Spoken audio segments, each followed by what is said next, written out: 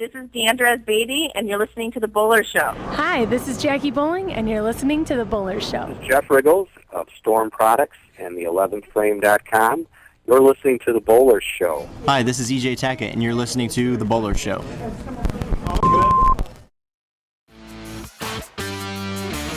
Welcome to The Bowler Show, featuring interviews with the biggest names in bowling today.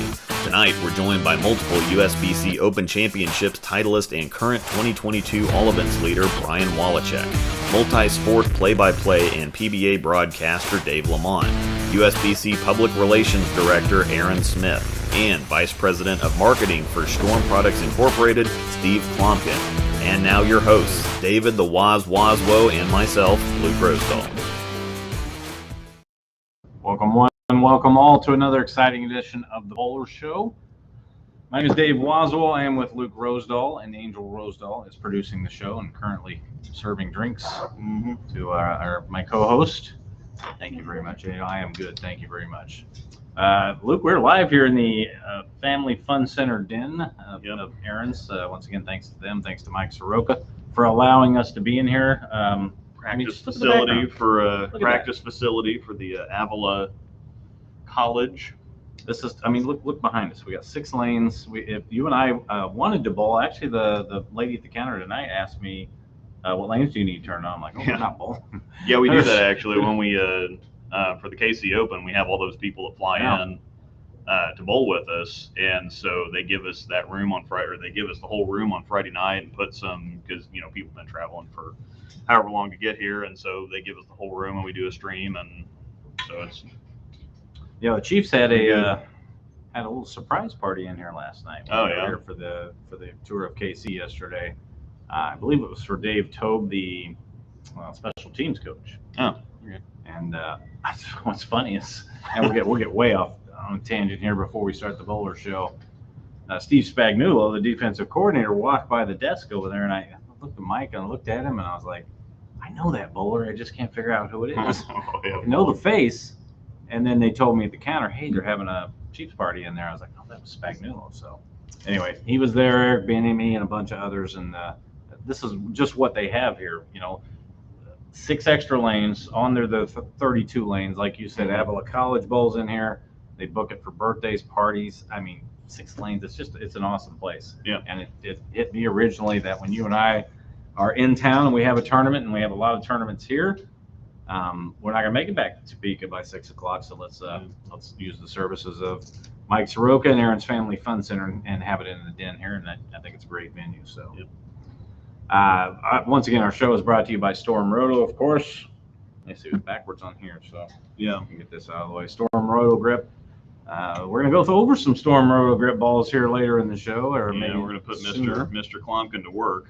He, one of the greatest guys in bowling as far as nice guys. And a lot of people talk about, hey, this guy's nice, this guy's nice. Steve Kloempken is just one of the best. So he's one of my favorites. So we'll have some fun later. We're going to lay out some bowling balls for me for nationals. He's going to try to figure out a way to get me over 1750 for once. In the last, actually, I think I had 1770 a couple of years ago. My last time I bowled, and Matt Canizaro, of course, jokingly put a post on there about how great a week it was for me because I broke that number. But anyway, we're also brought to you today by Turbo Grips. And look, the Patch Pirate here's got it all covered here. The NASCAR driver. How to spell SRGBBFS here. We'll go here for I Am Bowling. We'll go here for, actually, you got to turn it around. Cool. It's on the front. Bowler's Mart, that's on there right there. SRGBBFS, Storm Roto Grip Bowling Balls for sale, also on Luke. And then, of course, here locally, we are sponsored by Double J's Pro Shop and BobbyJacksons.com. Bob Foster doing a great job with his selling of gold, and Bob Foster doing a great job on the lanes. Shot 300 Thursday night in his own league, Bracket Madness League. He's got 90-some bowlers bowling in the summer league. That's a really cool format. Yeah, singles league, cut to 32, and it's time to throw out a reverse shout out here for Aaron Ramsden, okay? I know Aaron doesn't watch. You were talking about trying to shoot 1750 at Nationals. I think we need to get rammed to 1650. Well, here's the story about the league over there, okay? They start with 90-some bowlers, and they cut to 32, I believe. Or somewhere right around there. It's 650-ish each week so far. to make the cut to the top 32 and start your little match play run. They cut the field in half, actually, and then they go to match play with 16. So Aaron decides he wants to wager that the whole summer he's going to make that first cut and the second cut. That's a terrible decision. And I said, "Are you sure about this?" And I won't even go through the specifics of the money, but he said, yeah, I'm never missing the cut. I'm shooting 650 every week. Well, last week I get this text that he can punch out for like 580. And this is like the 8th frame of the 3rd game.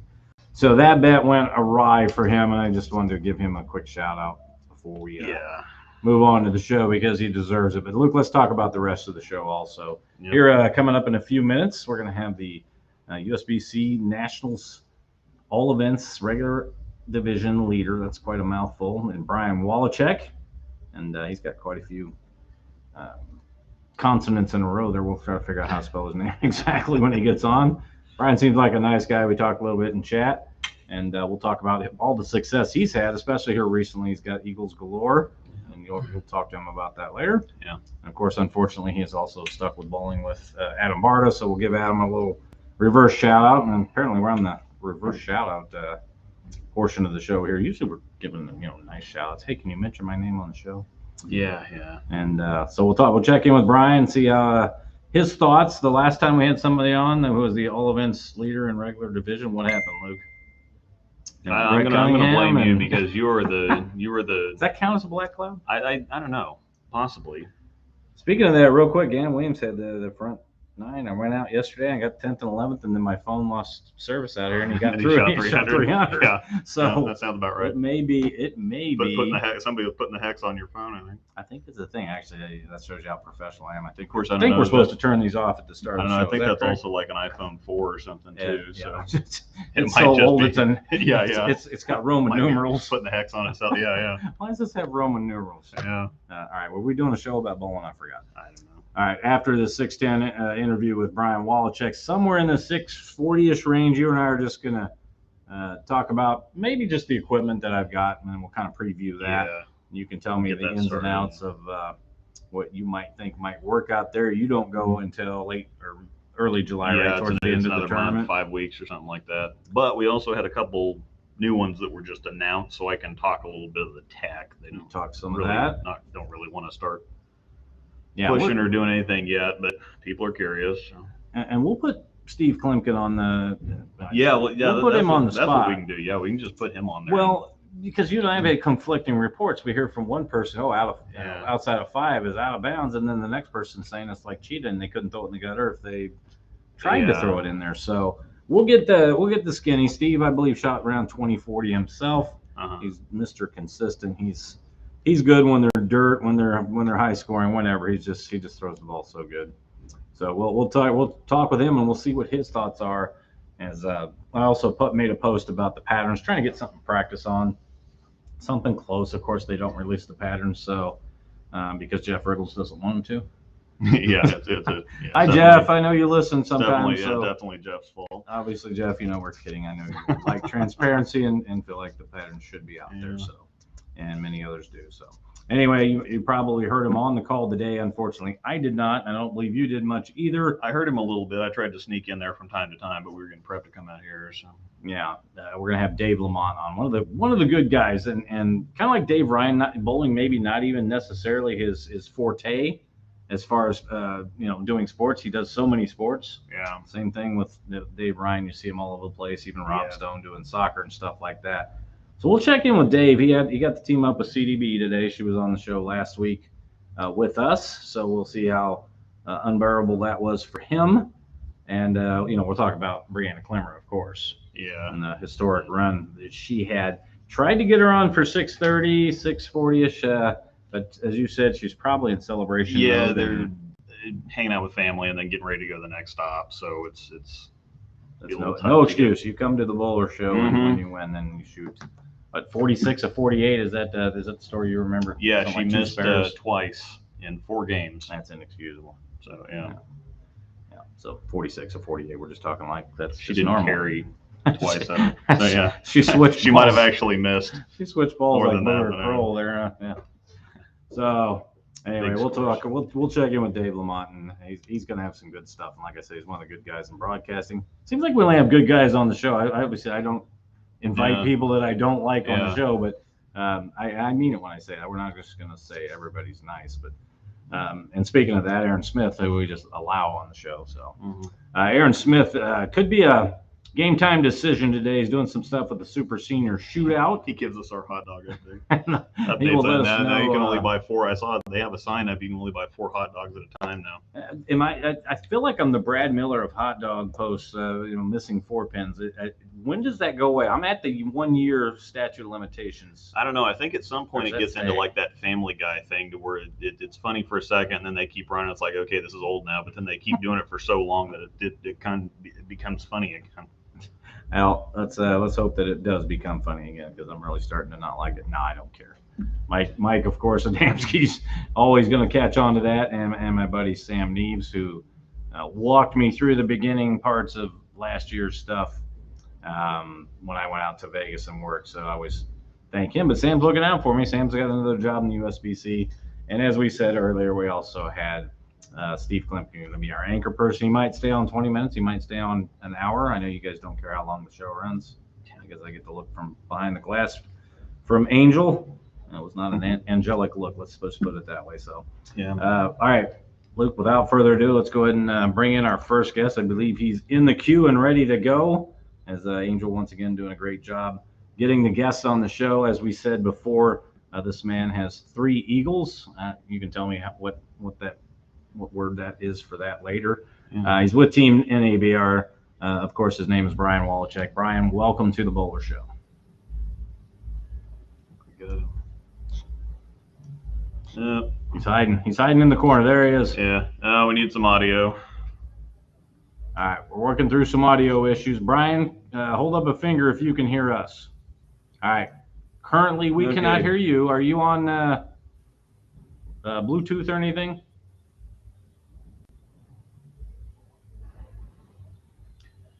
You might check the settings on your the whatever. So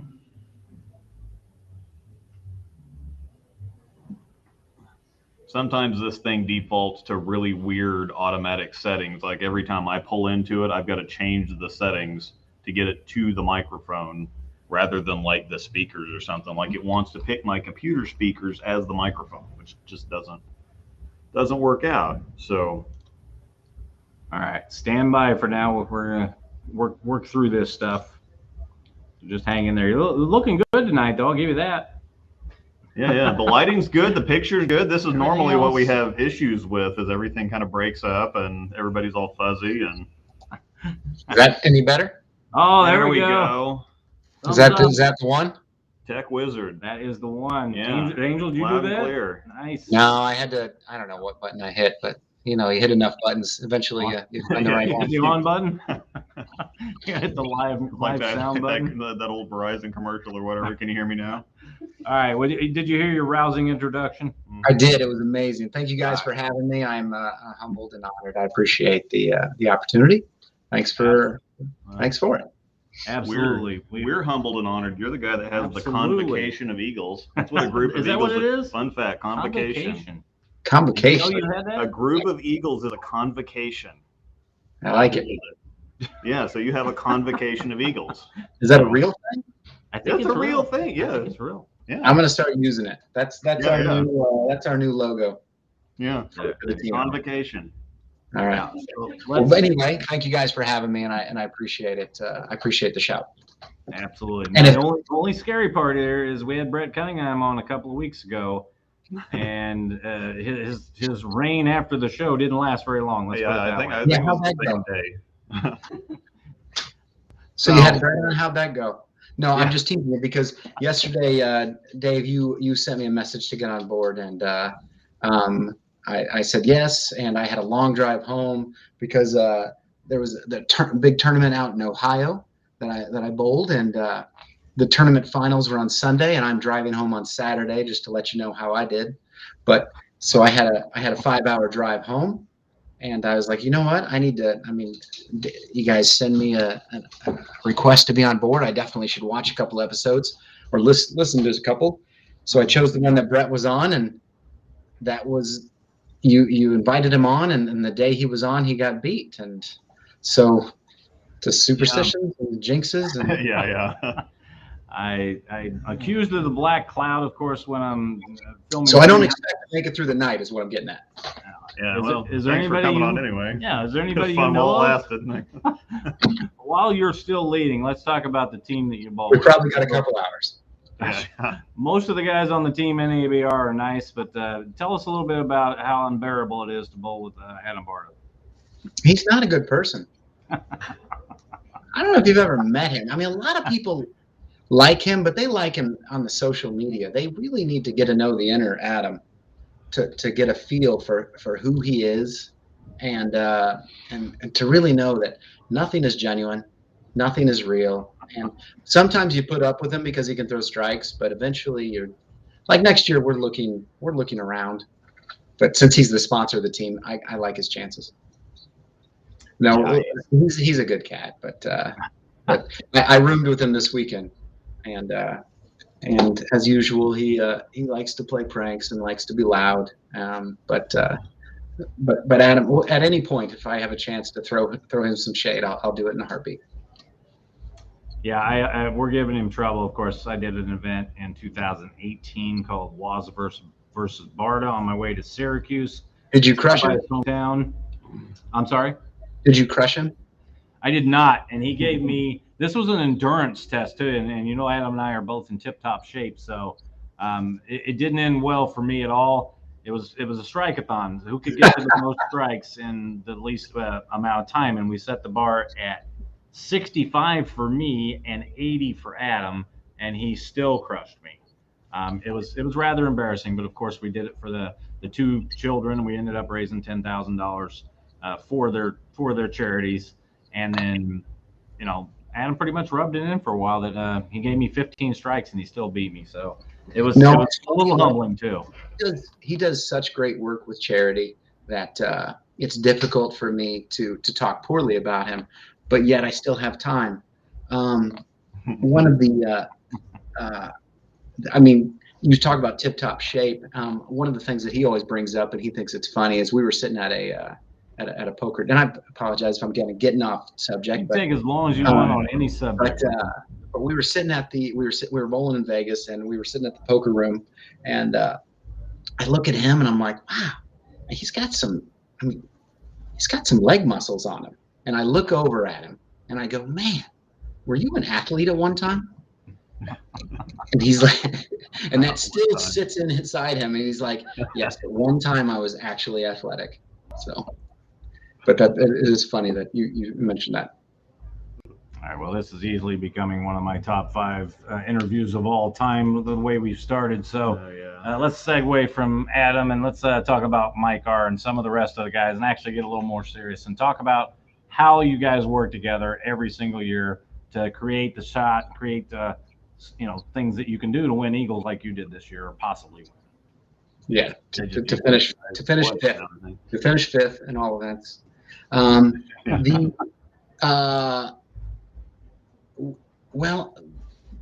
do you want me to back up to like how we kind of formed? Absolutely, yeah, go for it. Because I think it's kind of a funny story, and I don't know how much time we have, but we've been together for about 9 years. And to be honest, I'm bad with dates, but let's say 9 years. And at that time, I was bowling with my family, and I can kind of tell you that later. But we had a year that wasn't too great, and so anyway, they came to me after the all events or after the tournament was done. Scott Pohl and Mike Rose came up to me like, "Are you interested in forming a team?" I said, "Absolutely." So we got together, and Adam joined in, and Rob Gottschall was the 5th, and we got together. And about 9 years ago, we're obviously all around the country. A lot of teams I'm amazed at the teams that form locally and that are super strong. I love it because like the Detroit team that's leading all events this year, really great friends of mine, so the teams. So anyway, we formed together, and we always made it our kind of goal because I think at one point all of us had had PBA stardom aspirations, but it didn't pan out. But we still wanted to win on the highest stage, and the USBCs is the highest stage. And so what we do is we show up quite a few days in advance of our tournament. Many people make it either a vacation or they come a day or two before and make it their tournament. And I totally understand that. But for us, we show up about 3 days before, just so we can get acclimated to the climate, or our hands can get in the right spacing, and then we bowl. And that's my dog. His name is Hero. And then we bowl BJs for 2 or 3 days, and sometimes the BTM, and then kind of proceed to the tournament. And I think it helps because obviously all of us are across the country, so it helps us reacclimate to each other's ball rolls, know what each other's using, because we don't live together and we don't see each other that often, even though we have text streams back and forth. But and then we have little things that we do. Mike and Scott and I, we like the spa at South Point. Adam has yet to join us in the spa. It's a team bonding moment, but the whirlpools and saunas are nice. But Adam has refused to go in with us. However, that and then team practice day. All right, take us through the moment here. You're in game number 9, the last game, of course, that counts towards your all events. You're in the last part of singles. Did you know exactly what you needed there to get to the all events number? I knew I was close. I didn't know the full numbers. My main focus, and not like I'm a good person or whatever, but my main focus was because I knew we were semi-close to team all events and going into the last couple frames. So I kept kind of looking at Adam, and I keep bringing up his name because I love the guy, but also I hate him. And because he's always very good with the numbers and trying to keep up with those. So I wanted to know where we were at with all of its numbers. I knew for my singles purposes, I was very close, but I didn't keep an exact track. And so the funny story is, our 9th and 10th frame as a team wasn't actually that solid. And in my lane, because I wasn't on the same lane, I was with my companion team, and Adam, Mike Rose, Scott Pohl, and Vernon were on the other lane. They finished a couple frames ahead of me. And as they finished, and it didn't work out great, and they were kind of solemn, and we're no longer super hype up. I felt like we were a little bit short, and so I got up. I threw my 9th. I knew I was really close, within a strike or two. And I got up in my 10th, but the thing was, I knew Adam was also close to the singles lead, because singles is easy to keep score, 3 games, right? And we know what the number was. And at that time, it was only 800, and Adam could shoot 800. Well, Aaron wasn't around once Adam missed in the 9th frame, and Aaron wasn't around when I was in my 10th frame. So I threw my first one. I didn't see Aaron anyway, and I'm just like, this son of a where. I guess I'm not near. I guess I'm not leading. So I throw the second one, and so after the second one, I go up to my guys, and I'm like, "Are we close?" Or was I close? And Adam's like, "I took the lead on the first one." So I guess I thought Aaron comes right up in our face on the approach. In this circumstance, he was way in the background, doing the camera work. So I don't know if that was helpful or hurtful, because I'd like to think I still would have thrown an okay shot, but and then I was able to throw the third one to finish it out. All right. So, and I hate to really do this, but because you answered one of my questions already. First of all, we have all the time in the world. We actually have nobody slot behind you, so we can take as long as you need, and people want to hear what you're saying. So you talk as long as you like and get off any tangent and give the business to Adam or anybody else you want.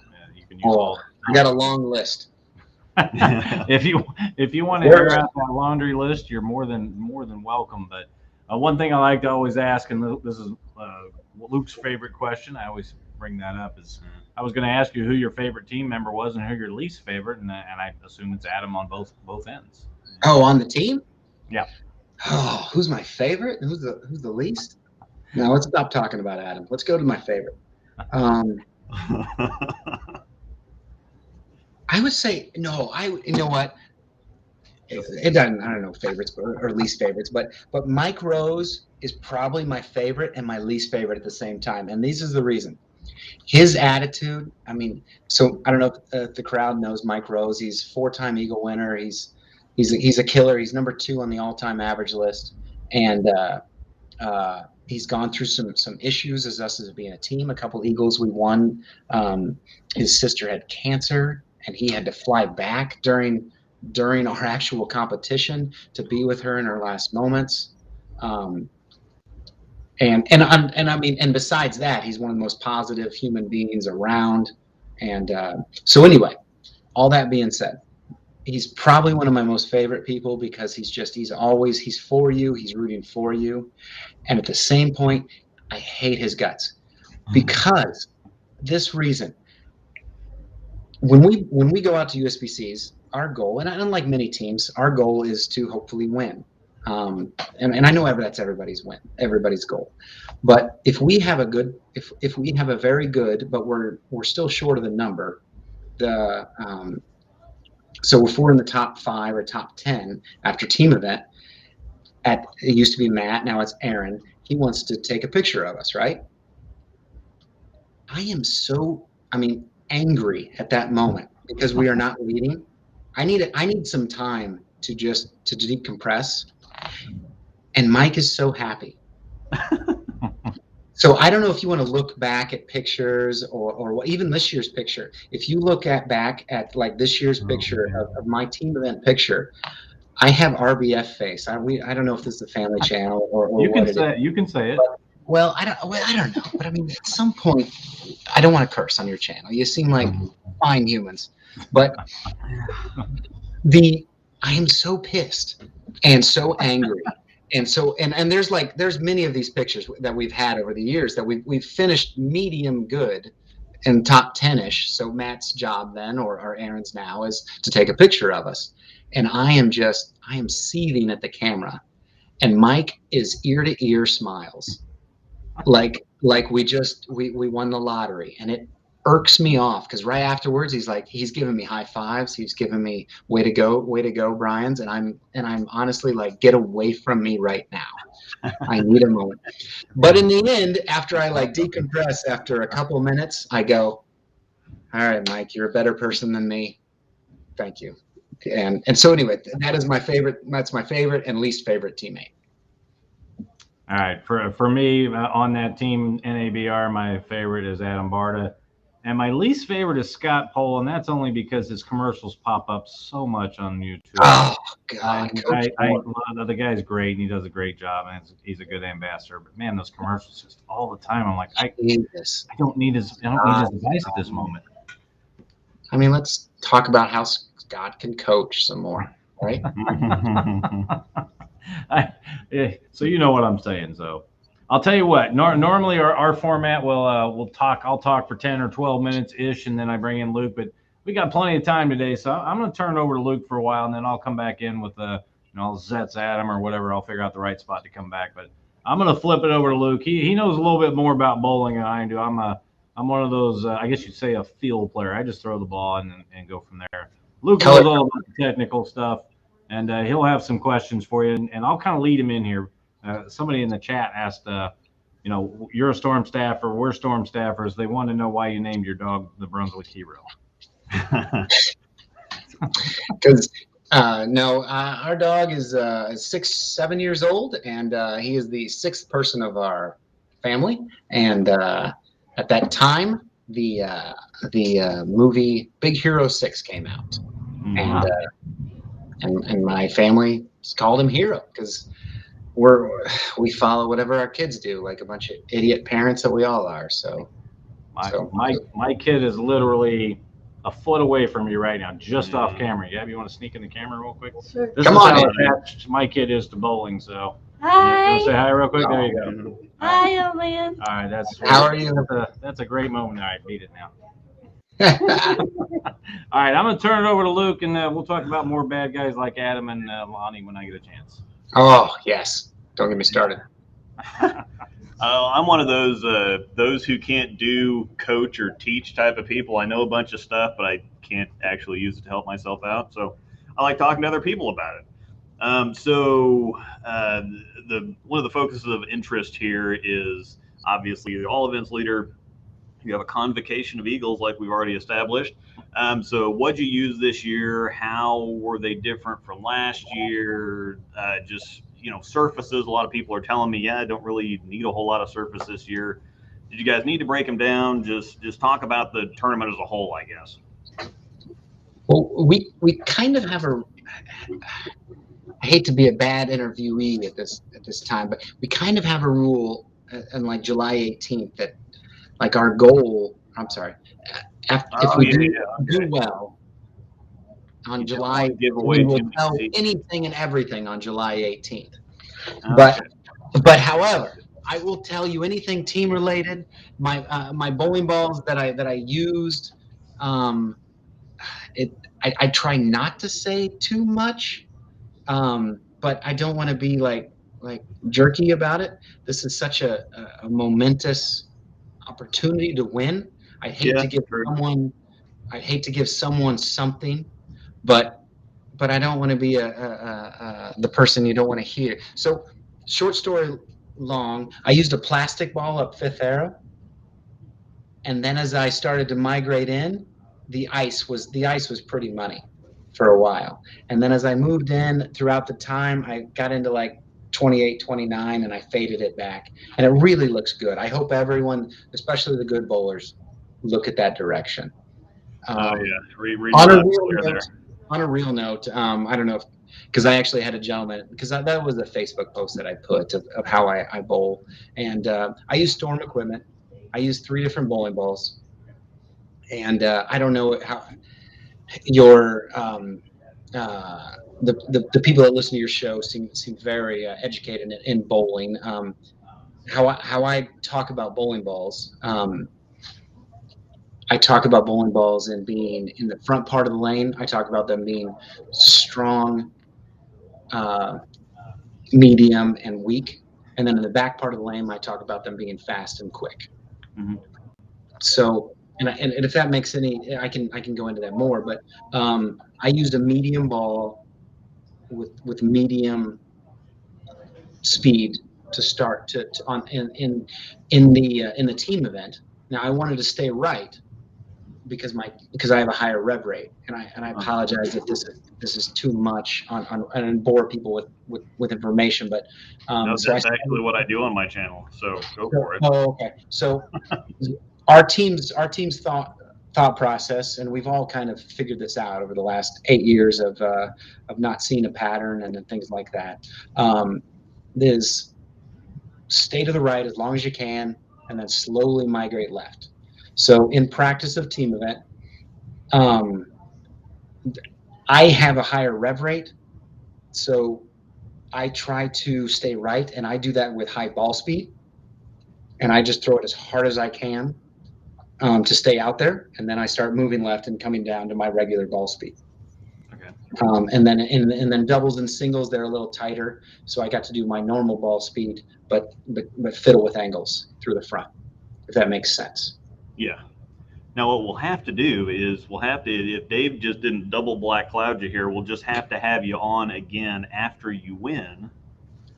So then we can talk about all the stuff. No, here's the deal. You guys, so here, on my drive home, which I had 4.5 hour drive home after I got destroyed in Ohio, because bowling, you guys know, is very humbling. One weekend you're on top, the other weekend you weren't a lefty this week, right?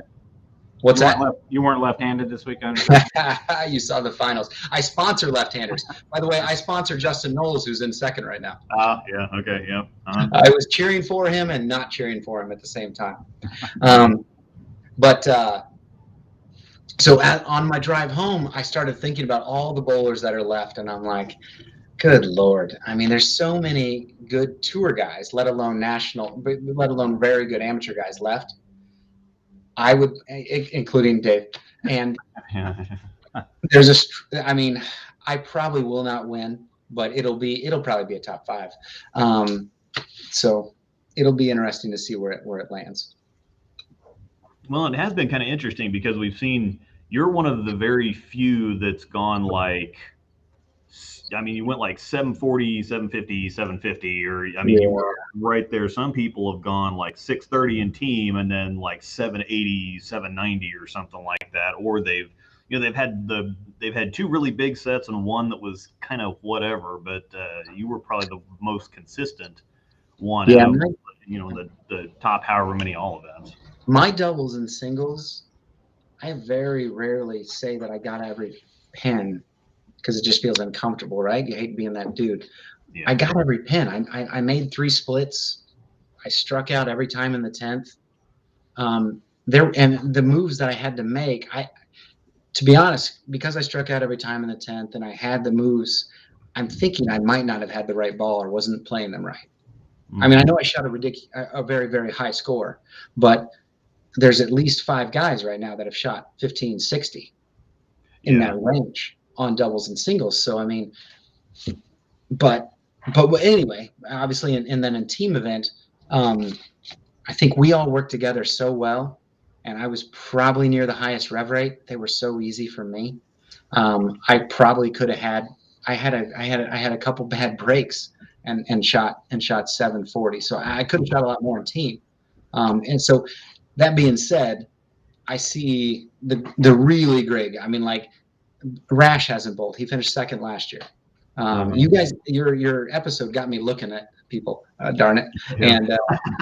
And so I started looking at like who's still left to bowl. And I started looking. I'm like, Rash hasn't bowled. Simonson hasn't bowled. Trout hasn't. I'm screwed. But and that's behind like Higgy's Aquarium hasn't bowled. And so I'm just gonna enjoy it. Wow, how many hours left? How long did Brett lead? About 3 hours after your broadcast? Yeah, I don't know. It was kind of. I think I remember Matt Cannizzaro was when we talked to him. He said, "Yeah, we're watching. We're watching somebody right now, or somebody's got a shot at it, or something like that." So it might have even been during the show that Matt kind of brought it up and said, "Well, yeah." So I got about an hour and a half to enjoy this. Yeah, actually, I mean, we bring Aaron Smith on in about 40 minutes, so it might only be 40 minutes, but yeah, it was a good 40. Thanks for having me. But anyway. So let's say historically speaking for team, breaking the lanes down, there's some people that definitely want to burn up like, I don't know, 2, 3, 4, 5, something like that. Then there's other people that kind of like the whole plastic right up 15 or something like that to establish a little bit of carry down, a little bit of hold. Some people do a little bit of both. Historically, not this year, of course, but historically, what you guys do, or does it kind of depend on what you see and maybe the BJ, or if you do the team practice sessions, or as far as that goes? So my advice, if that's even worthy of advice, is I really like the practice session. And we do the practice session and we do it full on. I mean, it would be boring for you, but it's super beneficial. So the way that we have always done the practice is we do with our companion team. So we do a 1 hour session. Sometimes we've done 2 hours. We do a 1 hour practice session where it is a full on replication of what we do. So you get 1 hour, we keep score. You get 8 minutes or 7 minutes of practice on the actual practice pair. And I know it's $20 a man. It's worth it, even just to kind of get a feel. And so, because the biggest key in my mind and with our team's mind is getting through the first 6 or 7 frames. And so once you get through the first 6 or 7 frames, then you can start transitioning to how you're more comfortable. But the first 6 or 7 frames are very key. So what we like to do then with our companion team is then we are all throwing, I mean, 2, 3, 4, who's that accurate? I'm not sure because I hit about 3 or 4 left of what I'm looking at. So that means I got to look at the gutter. But we are playing to the right. We're all, because each team's going to be different, right? On what their on what their rev rates and what angles are comfortable with them. But so we have a lighter rev rate group. I mean, within reason, we have a lighter rev rate group. So we are trying to play in that 5, 6, 7 range during practice. And then we might scoot a couple left for the first 5 frames, and we play there no matter what, even if it's wrong. And then we start jumping. And when I say jumping, I mean moving 3. I'm not saying 2 arrows. Yeah. Now, some guys are so good at playing big angles, it's different for them. But that is our group, and that's how, when we designed our team, that's the kind of idea that we had in mind. If that's helpful or whatever, Mitchell. That's actually what we did the last couple of years. Is what we'll do. And is you have to shoot your spare shots in the practice session. Because that matters. I don't know if anyone's ever bowled a PBA regional before, or a PBA tournament, but when you bowl your Friday session, it's not even close to the actual tournament because no one's throwing their spare balls. Yeah. I mean, God bless the PBA. I love them. And I love the practice day.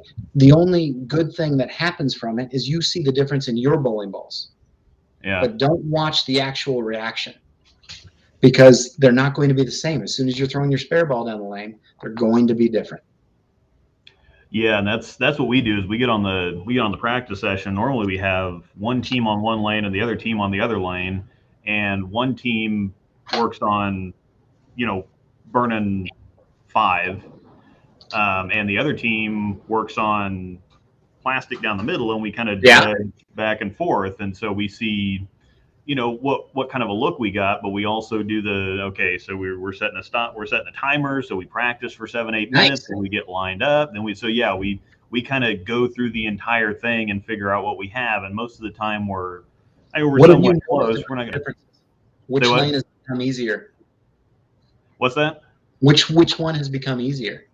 It was actually kind of right in the middle a couple of years ago. It's kind of funny because we kind of universally decided, okay, the lane that we burned up ended up being easier than the lane that they put some hold into, because at least with the friction, the back ends will eventually settle down a little bit. But if you settled the back ends down but didn't have anything to the right, then it was still if you just leaked it a little bit, and then once the track started burning, then you didn't have any. Then you had to move left, but then you didn't have any forgiveness down lane, and especially if you got the plastic bowls going at the 10 pin the whole time, you got hook up front and nothing down lane, and then we all ended up throwing urethane. So I don't know. Sometimes it helps and sometimes it doesn't. And then of course last year the practice session was at the Orleans, and then we had team in the plaza, and then doubles and singles in the center, and the patterns seem to have flipped the last couple of years. It used to be team was the short and flat one, and then doubles and singles, there was a little bit more length, a little bit more, not necessarily volume, a little bit more hold. But then last year, team felt like the pattern that was the longer one again, and team felt like the one that was a little bit longer, had a little bit more volume, and doubles and singles was drier. That might have just been the center versus the plaza. And I'm hearing rumors that it's the same way this year. Obviously, I'm not going to make you divulge any secrets here, but that's what I've been hearing. You're good, Luke. I like listening to you because you're all in. I love it. Well, and see, I switched hands a couple of years ago, and so it used to be the bowling, the burning, like you said, like everybody was thinking, oh yeah, we're going to burn up 3. No, you're hitting 5 to 7 because 5 is the gutter on the right side. But now that I'm over on the left side, and I'm having to actually play 3 to 5, I'm terrified. Like I'm getting pretty halfway decent. It's not bad. We are the only bowling podcast with ambidextrous hosts. We both have 100 scores with both hands. I heard that. So we're halfway. We're halfway. Oh yeah, I guess you've been checking us out. You've already heard the research. Yeah. But so it's not half bad, but it's still a little terrifying at times. So we'll. Luke's not afraid to branch out and throw tournaments with his opposite hand. I'm a house cat, house mouse, whatever you want to say it. I'm never leaving the one house when I have to switch hands. So.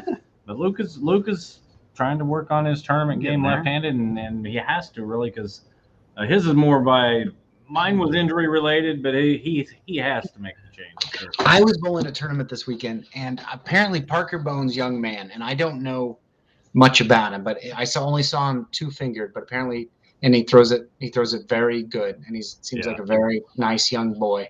But apparently, he does two-fingered when he's circling the lane, and when he's playing up the lane, he throws his thumb in. I don't know if that's the truth. That's what somebody told me. These young people. I don't know. Yeah, like watching Simo. But I think that is very cool to differentiate and to give more status to the game. I just don't ever actually bowl them. Yeah. All right, we're speaking with a team member from NABR, Brian Walachek. Their team's currently in 6th place. Got it right up here on my Google machine phone. Yeah. Still 6th in doubles, 53rd in singles, and looks like 2nd in all events. I'm sorry, that's still 1st in all events. I misread. It's like a golf score. You like the low numbers when you're looking at placement. They haven't updated that, I don't believe. Brian, are you a scoreboard watcher? Are you gonna?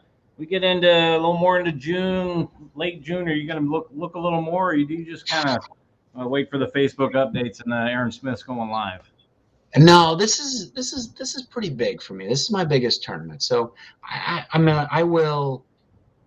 certainly, first thing I do when I wake up is I look up Facebook, just see if anybody's posted anything.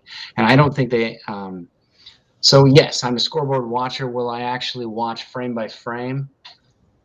God, I might.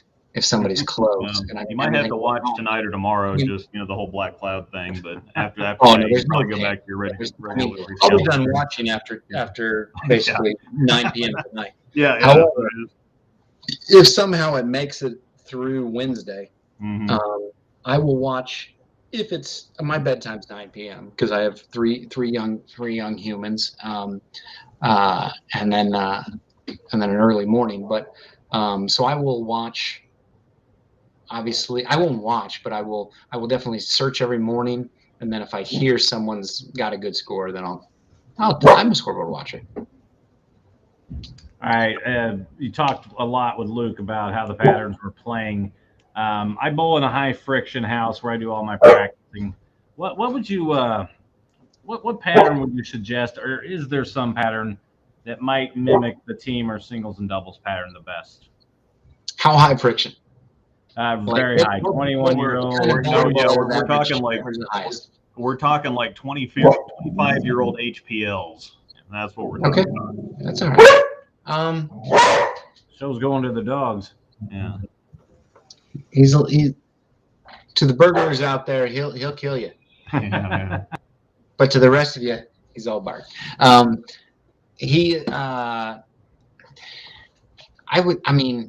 Depending on the high friction, but it's a medium friction house, and I would say it's the team event 38 feet 4-1, 20, 25, and then 24 mils just because of the friction, and then a little bit more, and probably 40 feet, still 4-1 because, and I think that's the reason the scores are so high because it's still some, and it might be a little bit less than that.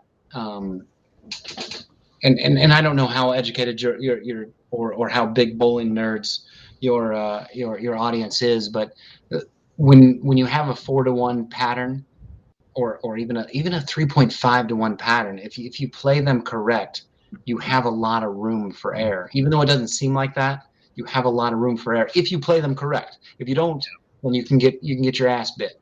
Oh, I said an A word. Sorry about that one. I had listened to my other podcast. And I think that's one of the reasons the score, because I think the pattern has always been pretty low in the 2.0 range. I'm not sure what Chatty and Nick do to them, but yeah. The word I've heard is playable this year, not necessarily scoreable. And a buddy of mine shot 2080 or something like that, 2100, and he said, if you're not in the right place doing the right things, you can get in trouble in a hurry. But if you're, just like you said, if you're in the right place doing the right things, and you throw high quality shots, you've got a little bit of something to work with. So again, So what bowling ball should they be using? The guys that are going to give that all events run? I don't know. My buddy used a Plastic Ace Murphy. Faro. Say what? Yeah. Plastic Yeah, Faro. that's right. I keep forgetting. I just. That ice is looking amazing. Mm-hmm. Put a little surface on it, though. I don't know. I'm left-handed. I'm going to be throwing urethane, so I don't really care. Brian, later in the show, I'm going to have Steve Kloempken on. He's going to lay out 4 brand new balls for me on the show. When I say layout, Luke is going to be doing the layouts. I've got the balls behind me here, and I know nothing about that part. So I want to bring in, the best and brightest minds. So You found the wrong dude. Steve doesn't know what he's doing.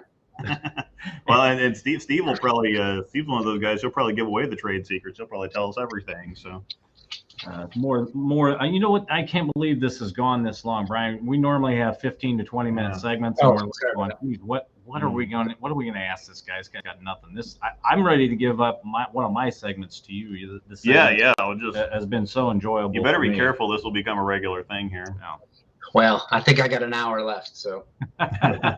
Well, we'll have to leave you here in probably 3 or 4 minutes. We're going to bring in Dave LaMont after you and talk about the PWBA and some other stuff. But you started off at Saginaw Valley State, and then you went on to a failed pro tour career and moved on to the pro shop endeavor with Tom Smallwood. Talk a little bit about some of the stuff you're doing, the commercial insurance also stuff, what you're doing in bowling. Okay. Wow, that was fantastic. I love that. So no, I went on tour. I traveled with my brother, and my brother was killing it on tour, and I wanted to be a tour player because I went to Saginaw Valley and had some good success out there, and so after college, we won a championship. I had some success. So I was like, you know what, this is what I want to do. My brother was a high-end amateur, and at that time you were able to make up so much money amateur. A lot of them stayed longer, like Barnes, and a couple of those other, Lonnie and a couple others. And they had just moved on to tour, so I started rooming with my brother. I don't know if you've ever roomed with your brother, but you can be honest, but at the same time hate it. No, I'm just kidding. He's a great human, and he had some great years on tour while I was with him. And I made the exempt tour one time, and it's interesting what you know and what you don't know. You don't realize what you don't know until you bowl against the best. I still remember a tournament where I was bowling, and I had a good first day.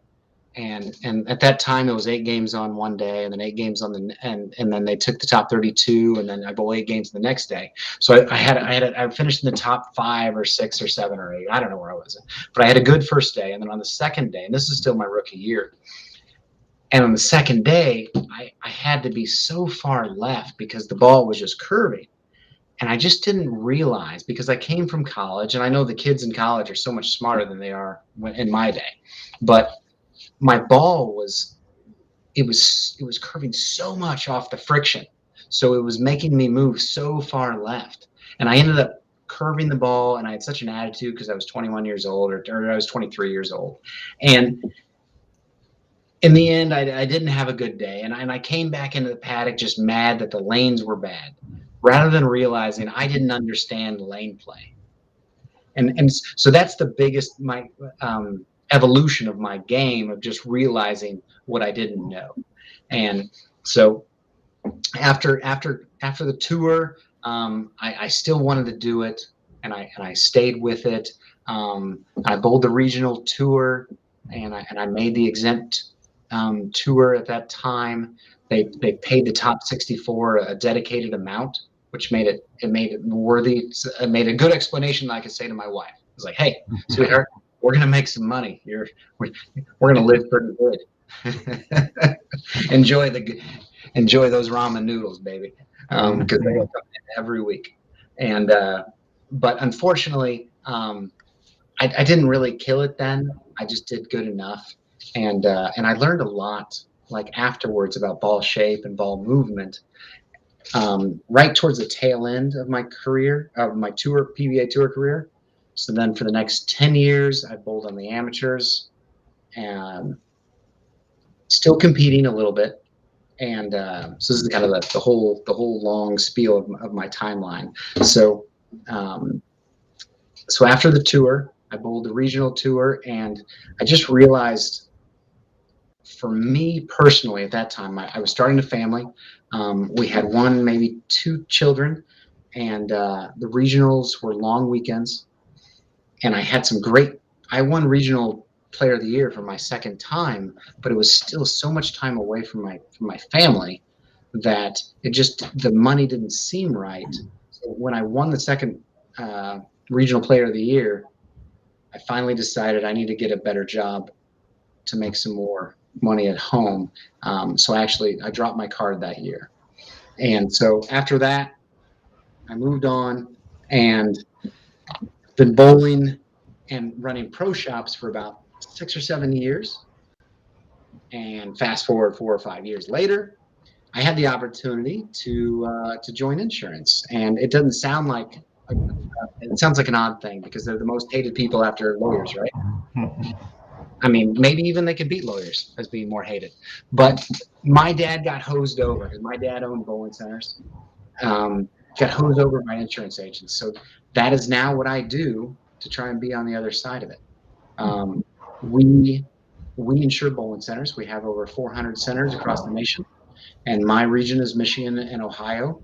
And we try and be less hated, if that's a right term, because what I want to have happen is on that instrument, and this is kind of boring talking about this, but I'll just throw this out there. But whatever happens to a bowling center, I want a bowling center to form. I mean, if a catastrophe happens, I want a bowling center to be rebuilt. So that is my current job. I bowl on the weekends when I can, and it's right for my family. And then I try and protect centers on the other side. So that was a whole story. It was probably boring as heck, but that has been the last 15 years or 20 years of my life in a quick nutshell. All right, thank you for that elongated version of your career. What years were you actually on tour? Good gracious! So I graduated college in 2001. So I was probably on tour from 2002 to 2007. Okay, I was asking because I also failed on tour in 2 different sessions from 87 to 90, and then I made a failed comeback in 1999. So I wasn't sure if we crossed it the second time that I went out. My best finishes when I decided that this wasn't right for me.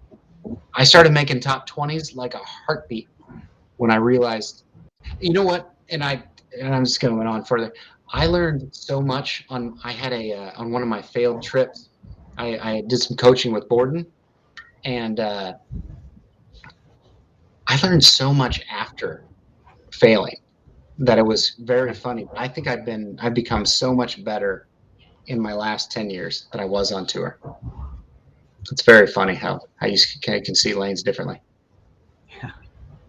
All right, Brian, this has been very, very fun for me. This is seriously, as we said, 15, 20 minutes is usually what our interviews are. This was 50 minutes, and it seemed like it was 15 to 20. You're going to have to come on more. We're going to have to, as Luke said, of course, if you hold on at least through the night and all the way through the middle of July, we will definitely have you back on. We always try to get all the Eagle winners back on the show, of course. But Luke, did you have one more question about his form, or something you were saying earlier, or did you want to save that for next time? No. See, I like watching bowlers like you. You're almost like a cross between. There's Lonnie, but then you've got a little bit of Dick Allen in there too. And I like watching bowlers like you that you're not E.J. Tackett or frickin' A.J. Johnson, who makes me very secure in my manhood, let's put it that way. But guys that just know how to knock the pins down. I like watching the old PBA stuff and PWBA period, because it almost feels like more of a skills contest than we've got a 600 rev rate and I can throw it 20 miles an hour.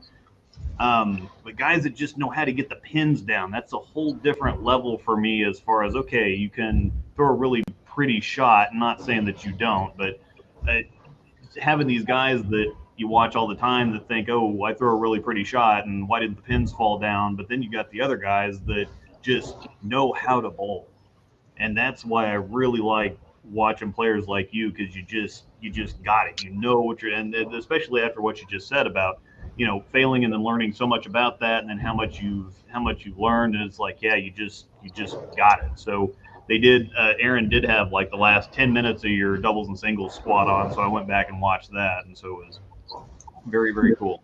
And of course, back when they allowed them to do the live streams, I used to watch you guys all the time. I love watching the. I mean, the best. My favorite time of the year was when the tournament started, and then we could start doing live streams. I was all about nationals for 4 solid months, and now it's kind of like, and I should probably go practice. Then it doesn't happen. But. I mean, those guys throw it amazing, and I think that was basically you just telling me I don't throw it great, and I appreciate that. I think that's I was trying to figure out a way. Boy, did he phrase that well. If you watch the doubles and singles, my way of controlling ball speed is with my footwork. So it looks like I'm doing, a ridiculously. So I'm as close as I can be with my slowest speed. So I am as close to. I move up in the approach. And I know you guys have some great people on, so I want to get through it. So in my footwork, I move very close. So in those videos, that is my closest footwork. So when I want to throw it harder, I'm at the back of the approach. When I want to throw it a little bit slower for me, I move up. So that's what that video probably is, and I'm very compact. Yeah. So in doubles and singles.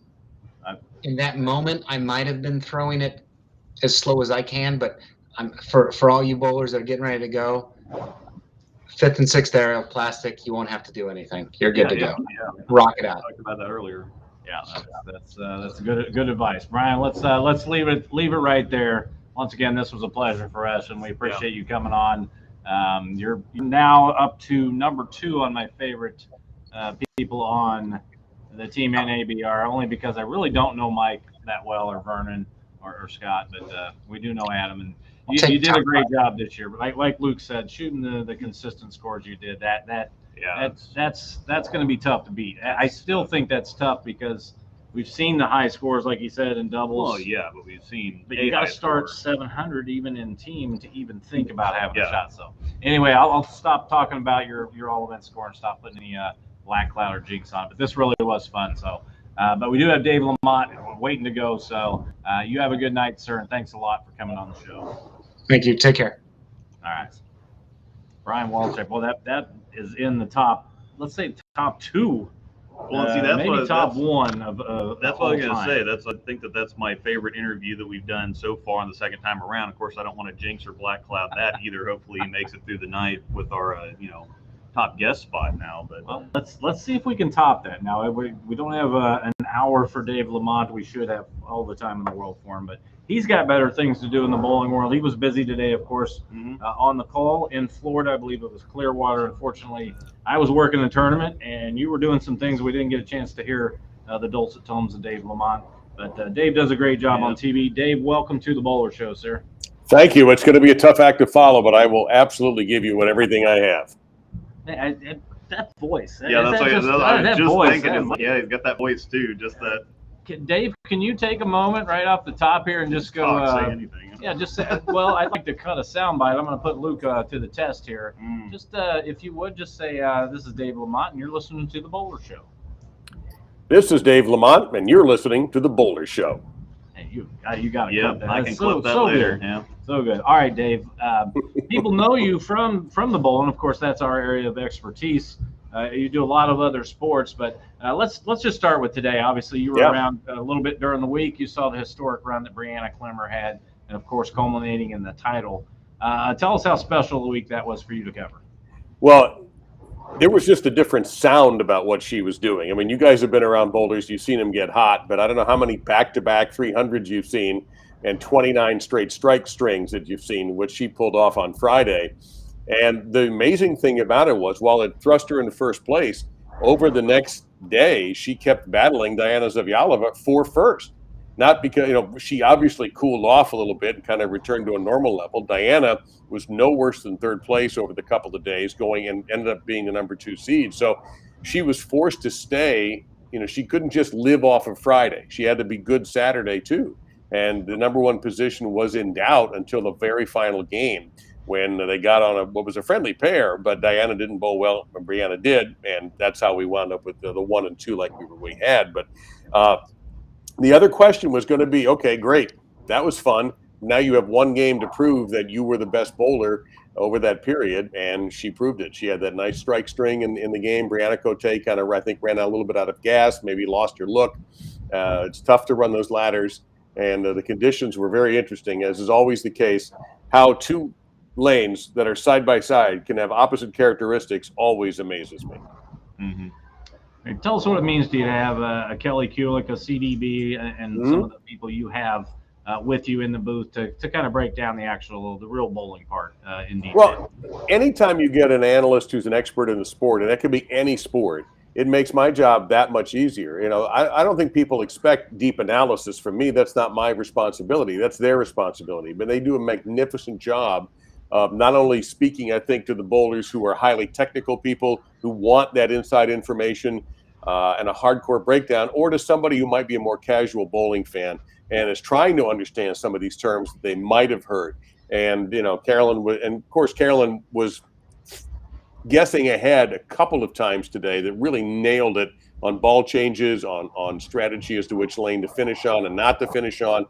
So she was definitely on her game today. Kelly, I remember doing shows with Kelly a few years ago, and she was a bundle of nerves, and now she is just so poised and so calm on camera and so great off camera. So working with the both of them makes my job 1,000% easier. And we see guys like Rob Stone, Dave Ryan, and yourself who are doing a lot of other sports. How did you get into the bowling? How did they contract you, or how did they just say, hey, Dave, how would you like to try to do some bowling? That's exactly what happened. In 2010, I was still a freelancer for ESPN. I hadn't gotten a full-time opportunity yet.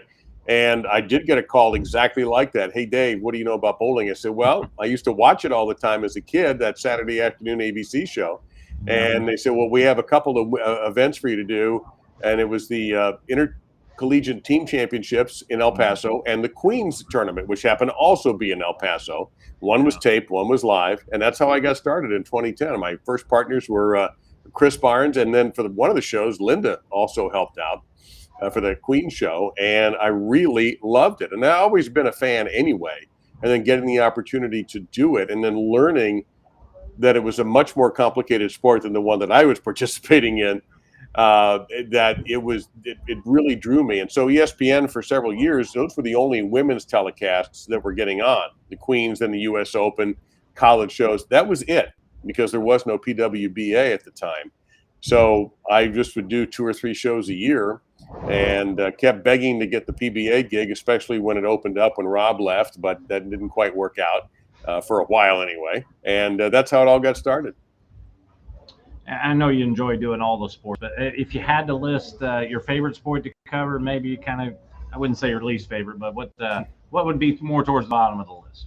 Well, I don't really have a bottom of the list. To me, and this is something I learned when I was doing football on ESPN with Ray Bentley, the former linebacker who became a great friend of mine, still is a great friend of mine, Buffalo Bills and USFL champion Michigan Panthers. No matter what game we would be assigned, to us, it was the biggest game of the week. And you could have Ohio State and Michigan playing on another network at the same time as whatever game we drew, and we didn't care. That game was the biggest game of the week. So that's how I look at every assignment I get, regardless of the sport. So I don't have a bottom, and I love bowling. It might actually be my favorite because the athletes are extremely relatable on both tours. They're easy to talk to. You know, they share information more maybe than a big-time college football or a basketball coach would be willing to do. There's an informality about the broadcast, but at the same time, the competition is in its own way just as intense as if you were courtside at a great arena or in the press box at a beautiful football stadium. Yeah, and nothing. It's fun because I might be flipping around and I'm on ESPN2, and there's there's the bowling guy, Dave LaMont, doing the Colorado State-Hawaii game. And as you said, you treat it the same way. And you can tell it comes through on the broadcast. I've done high school basketball, baseball, football, some other little stuff. And like you said, we treat it the same way. That those kids that are playing, and in our situation it was always kids. For them it's the biggest game ever. So that's the way we tried to treat it too. I've been fortunate that my sons have played college sports. So we would watch their games on streaming on TV or wherever if we weren't at those games. And you want those announcers, it reminds you that somebody's mom and dad is watching. Somebody's grandparents are watching. A brother or a sister or a friend or girlfriend, boyfriend, whatever, they're watching.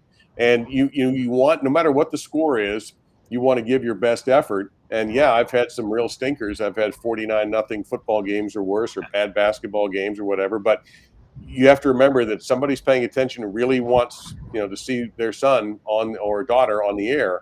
And you have to try to respect that. So I would always look for that when my boys were playing, and I try to go by that rule.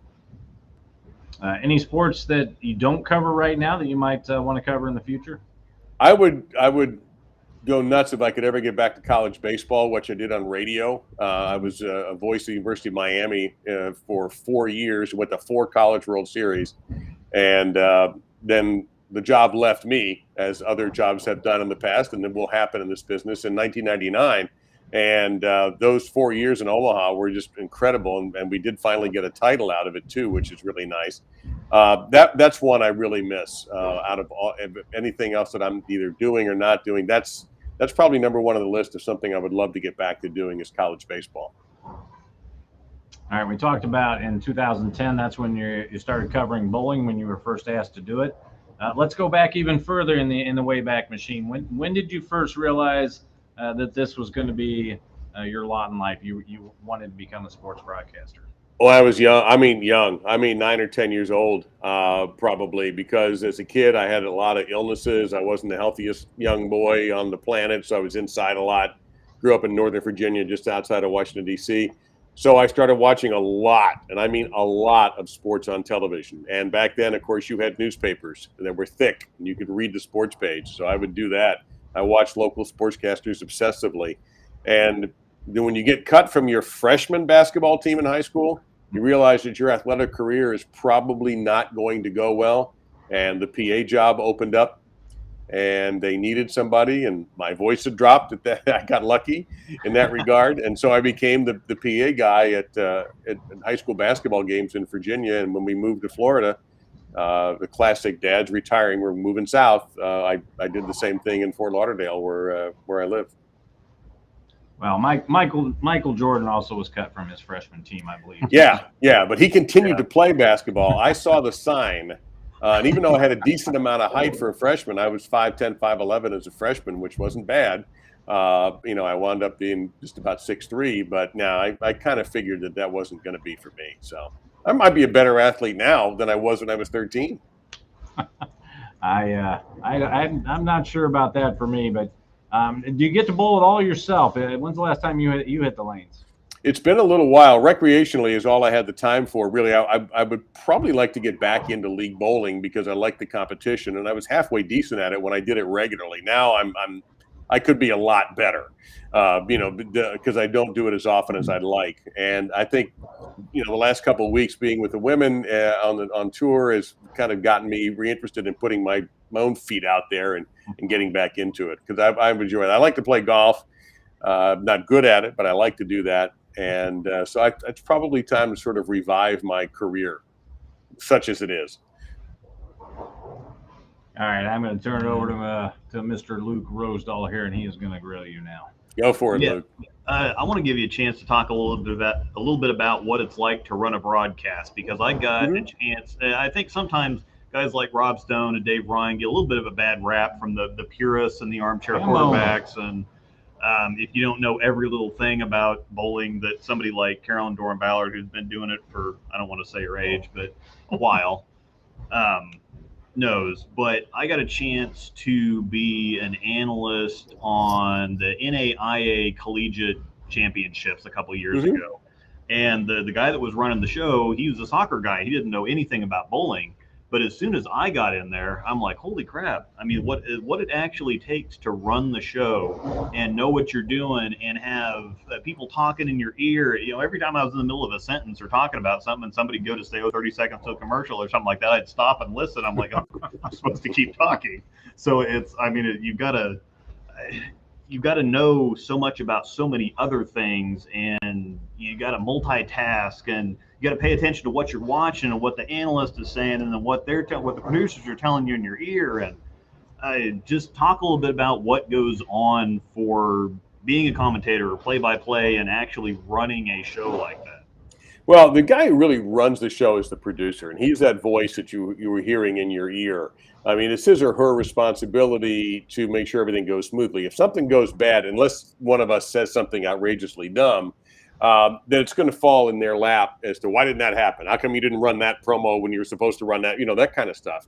Yeah. The biggest thing for me is, and I've done a lot of radio play-by-play as well, which obviously you don't do for bowling. That's football and basketball stuff.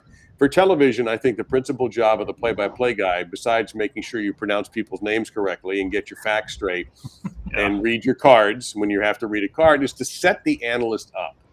The analyst is the one that's going to tell me what the difference is between a symmetrical and an asymmetrical ball. The analyst is the one that's going to tell me how the lanes are transitioning. The analyst is going to tell me that's what the audience should want from them, not necessarily from me. Do I know something about football? Sure.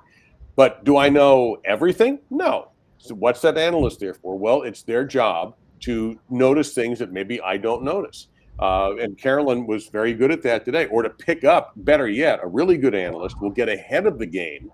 And Carolyn, for example, was ahead of some ball changes today that she felt needed to be made, was ahead of a lane choice that she said should happen and did happen in the final match, where the left lane was a real problem today. And if you watch the telecast later when they replay it, you'll see that for yourselves.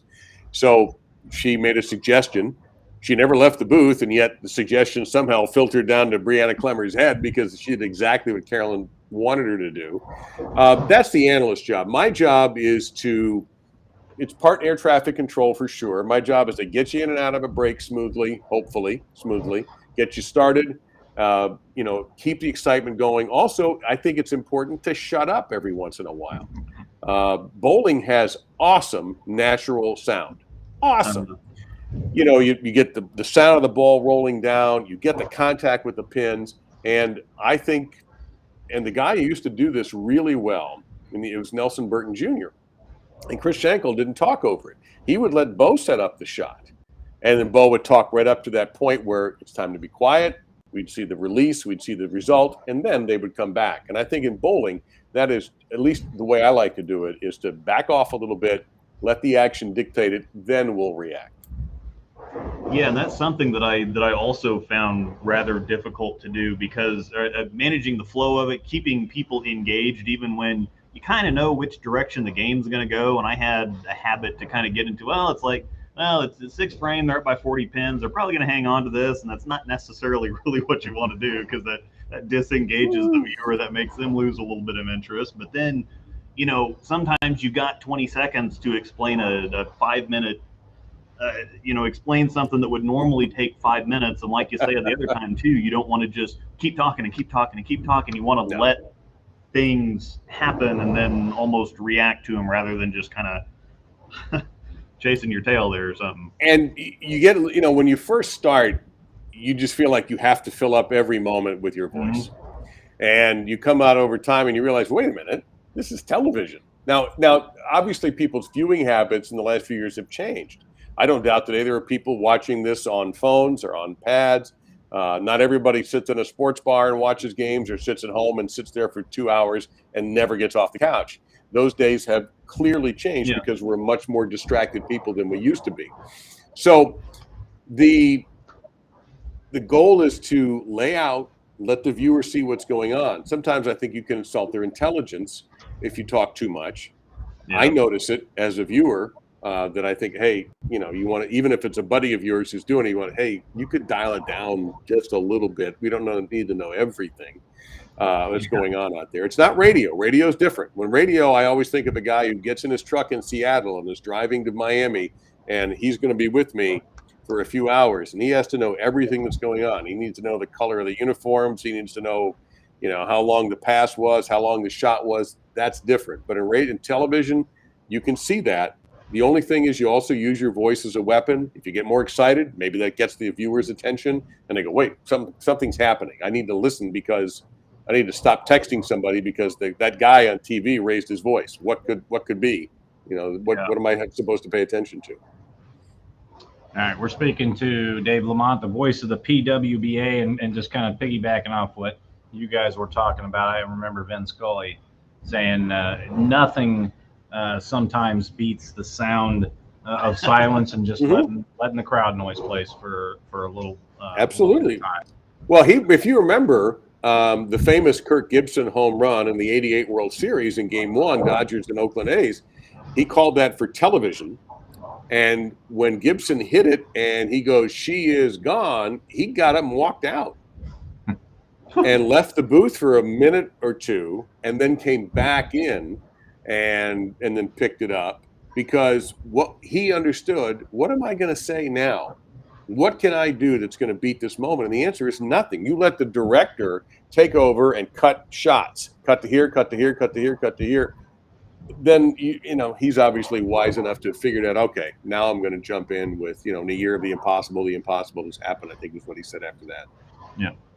Dave, I was going to ask you if you remembered, because I remember him saying in a year that was so improbable, the impossible has happened. That's it. It was just perfect because it was, like you said, I didn't realize he left the booth, but, there was over a minute of silence, and nowadays people would be like, how could you allow that in that big a moment? But it was perfect. No, I think you should allow it. I'll give you another example, and maybe and of all the people, somebody who we know loves to talk. If you remember the night that Cal Ripken Jr. broke Lou Gehrig's all-time record, and we're going back a ways now, Chris Berman was on the call for ESPN, and he didn't speak for 20 minutes. If you remember, he says he has reached the unreachable star, and then set out. And they had the whole thing where Ripken walked through all of Camden Yards in the lower bowl and shook hands, and the crowd went crazy, and he never spoke because even he, and again, he's talkative, but he understood, I can't better this. This is all about the pictures and the moment, and I'll spoil it. And he was wise to do that. All right, Dave, I got one more question for you, and I'm gonna put you on the spot once again here and test your memory, okay? In the 2015 IB Open, you along with Mike Flanagan on the call, and I believe Matt Turek. And Nelson Burton Jr. as well. And Nelson Burton Jr. came in later in the broadcast towards the end when the other bowlers were bowling and I was heading back to town. But I was your first game leader, and Matt Turek came over and interviewed me, and it turned into what condiments I was putting on my hot dog. And you and Mike had gone to, well, you do this in the center part of the country, east side of the country. Yeah. Do you remember that exchange? I don't. I remember lots of talk about Van Halen. Yeah. But no, I don't. I remember you bowling there, and I remember, I can't remember who won the event either, which is terrible. It wasn't Wadka, was it? Or Rob Gotcho, maybe? One that I remember.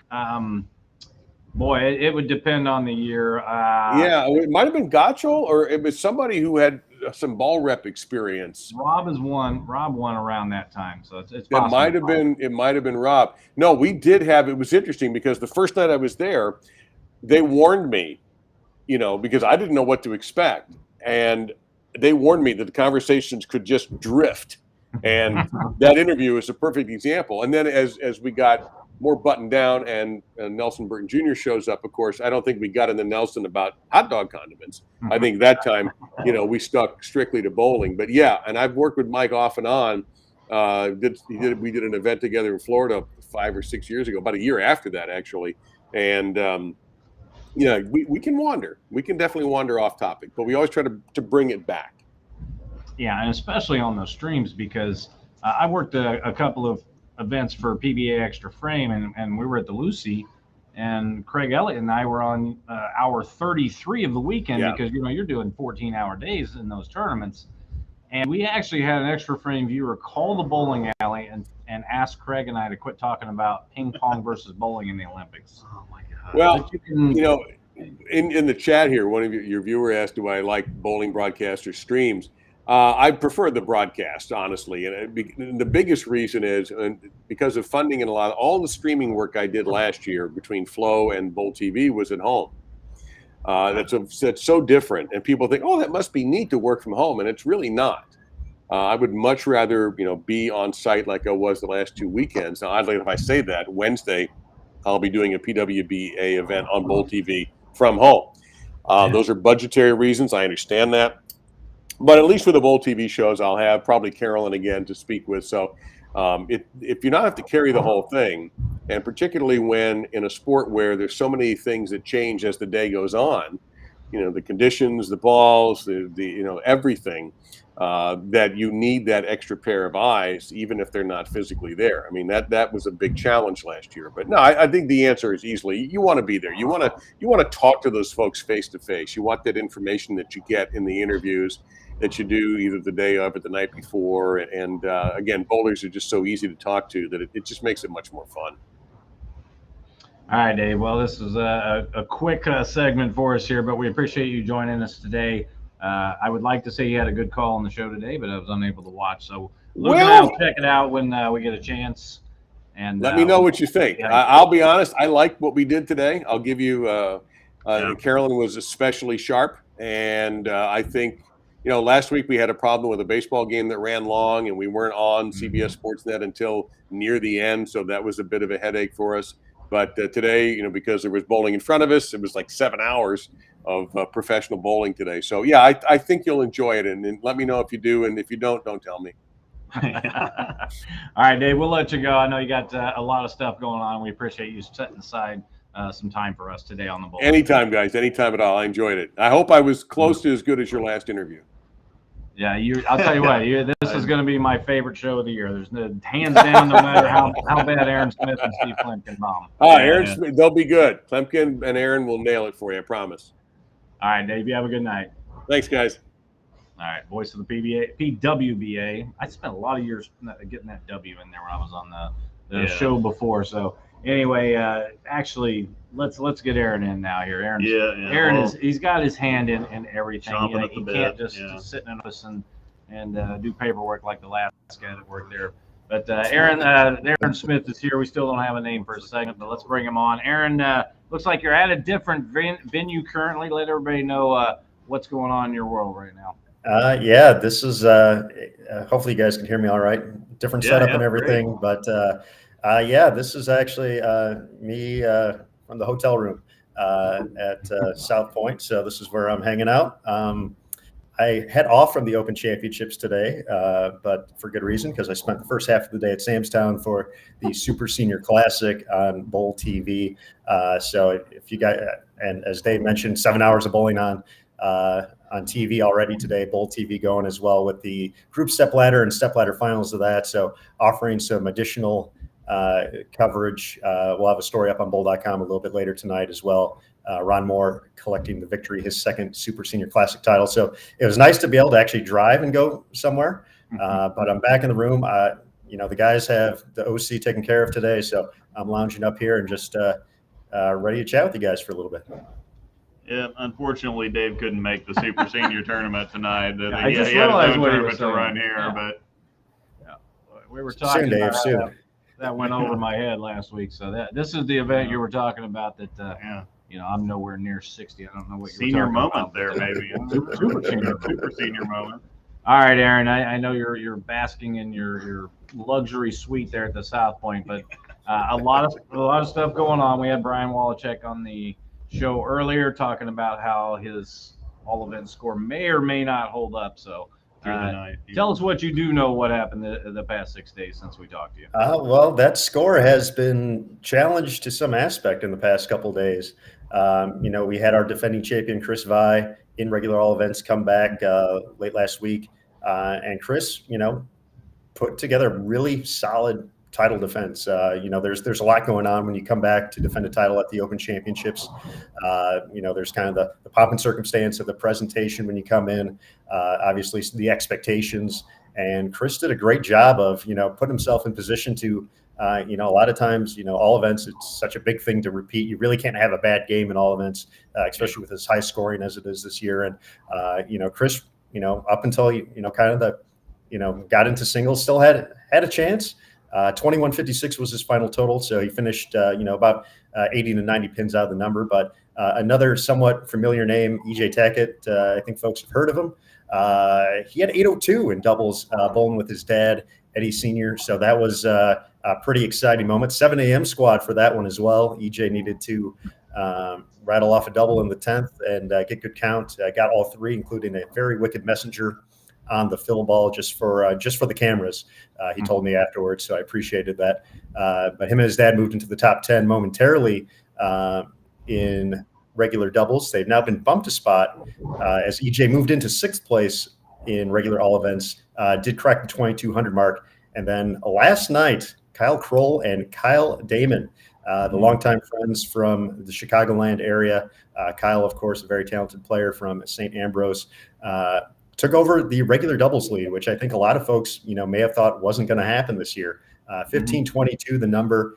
Kyle Kroll going 787. Kyle Damon 735 to get there. 1518 was the number leading before. Nick Pawanda and Tony Odom out of California. They had been leading for nearly 2 months, so that's definitely got a sting for them to hold the lead for that long.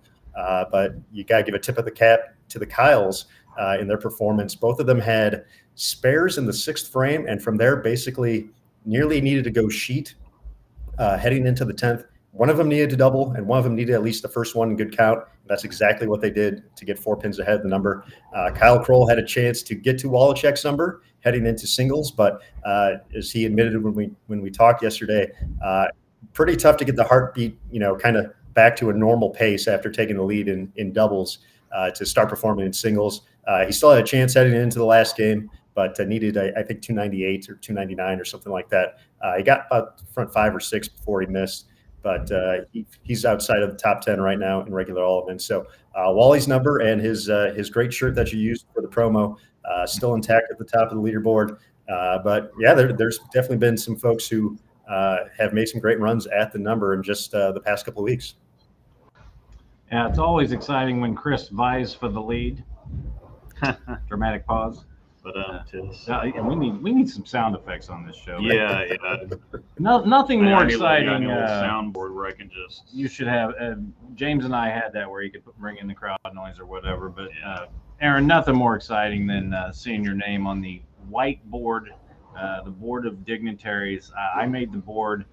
It looks like maybe a footnote. I made a post on that today. I'm just kind of at the bottom. I don't know if it's a warning that says Waz is in Vegas. Maybe the hot dog cart people need to order more or what. But I'm truly honored that I made the whiteboard. Saw that sign though. Did you make per transaction now? Say that one more time, Aaron. Did you make the board, or did you bother me enough to get on it? That's the question. I will let you and the viewers decide that. But either way, I appreciate it. I'm sorry about all the messages, and maybe I went too far. But we kid about that. You guys used to have a board on there where you guys, Matt went back and forth picking your all events guys, and that was a lot of fun. But of course, you've got stuff going on. There's proprietary information on there also that we didn't want people to see. But just looking at the board, seeing, like Clancy Muller is part of our group, and he's coming in on June 16th, and he's going to break that 100,000 pin barrier. Those are always the funnest ones for me, and not necessarily Joe Random coming out and shooting 300, which is exciting. But then these guys who have been there 50 years or break the 100,000 pin club, that's got to be one of the more exciting moments for you. It's been very cool. I've been lucky enough to be a part of a few of those moments. One that always sticks out was in, I believe, 2014, Bob Hart. Obviously a very well-known player in the game and a Hall of Famer. And, his moment was pretty fantastic. Obviously, Bob's been affiliated with Storm for a long time. He's worked for them for forever, basically. And, everybody from Utah actually came out to surprised him for that at the National Bowling Stadium. So he wasn't expecting, he knew his teammates were going to be there, and maybe a few other folks. He didn't expect basically all of Storm making their way to Reno to celebrate that moment with him. So that was really one that stands out, and still the best moment of my overall career in bowling was watching Bill Lillard break the pinfall record at the Open Championships in 2015. And so still getting goosebumps a little bit, just even thinking about that moment. Delivering a strike to do it was pretty awesome. 7-pin fell late, so you kind of felt Joe Norris was up there helping him kick some pins around to get around him. So those moments, just the dedication those individuals have to the sport, to the tournament, deserves to be recognized and applauded just for that. But getting to see those moments. Mike Schmidt a couple of years ago, I know, had a very popular one. All the people brought cutouts of his head and started going crazy when he got the strike to get 100,000. So that definitely won. And Mike was just here a couple of weeks ago for his 60th. So when we get to those moments, it's really all about those folks who have dedicated their lives to the tournament. It's always fantastic. It's always fun, and something we always look forward to as well.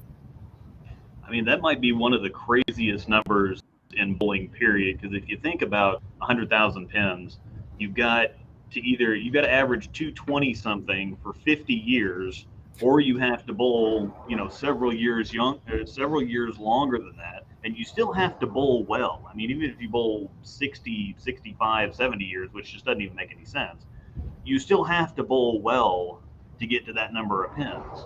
Because otherwise you're doing, even if you average 200, that's 1,800 a year for 50 years. That doesn't get it done. I don't know what the math is on that off the top of my head, but it's. I'm doing 2098 is when I'll be having my 100,000 pin thing. So if you want to prepare for that, Aaron. Yeah. 2098, got it on the calendar. I'll put that on the whiteboard. There you go. You're well ahead of the game that way. Yeah. So aside from the limit on the number of hot dogs you can order in a transaction now, I saw that sign the other day. Who do we have coming up in the next couple days?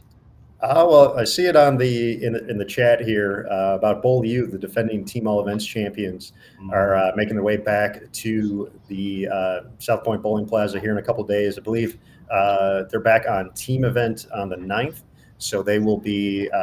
That's only 4 days from now. So that's kind of the next big group that we have kind of scheduled for, or I guess on the whiteboard. And then, as Waz mentioned, Clancy Mueller coming up with 100,000 here in a little bit. Those are kind of the two big things on the radar coming up next, outside of Waz's push for 1,800. So those are the things we're kind of looking forward to next year at the OC, along with the Senior Masters going on. That's obviously across town at Samstown, but after the excitement of the Super Senior Classic, can't wait to see what all those great players have in store at the Senior Masters for 15 games. Tom Hesk, I give a big shout out to Tom. He helped us out on Bowl TV throughout the course of the week for that event, and now he was running wire, like he was picking up wire after it was all said and done. Working the gaff tape. So Tom was completely invested. So I hope he didn't work too hard to not put together a reasonable title defense for Senior Masters. But I want to thank Tom for hopping in and joining Mike and Brian on the call throughout the course of the week, and really bringing a lot to the broadcasts on Bowl TV for the Super Senior Classic, and excited to see what Tom does in his title defense. Well, that's anytime you can keep Tom Hess away from our tournaments and working with you, we're all for that. So we kid because we care. Tom has his moments, but Tom's a good guy. So we want to give him credit for that.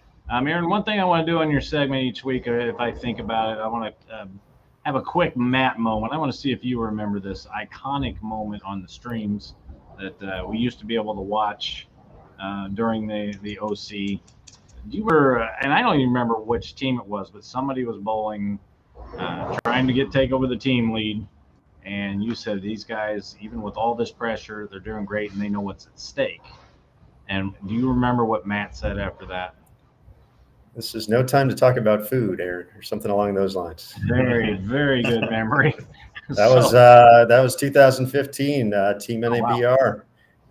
Speaking of which, as Mike Rose and Rob Gottschall went to go step up, both needing a double to take the lead at the time. Boy, you scared me a little bit there with your memory. Now you may end up. The things I forgot.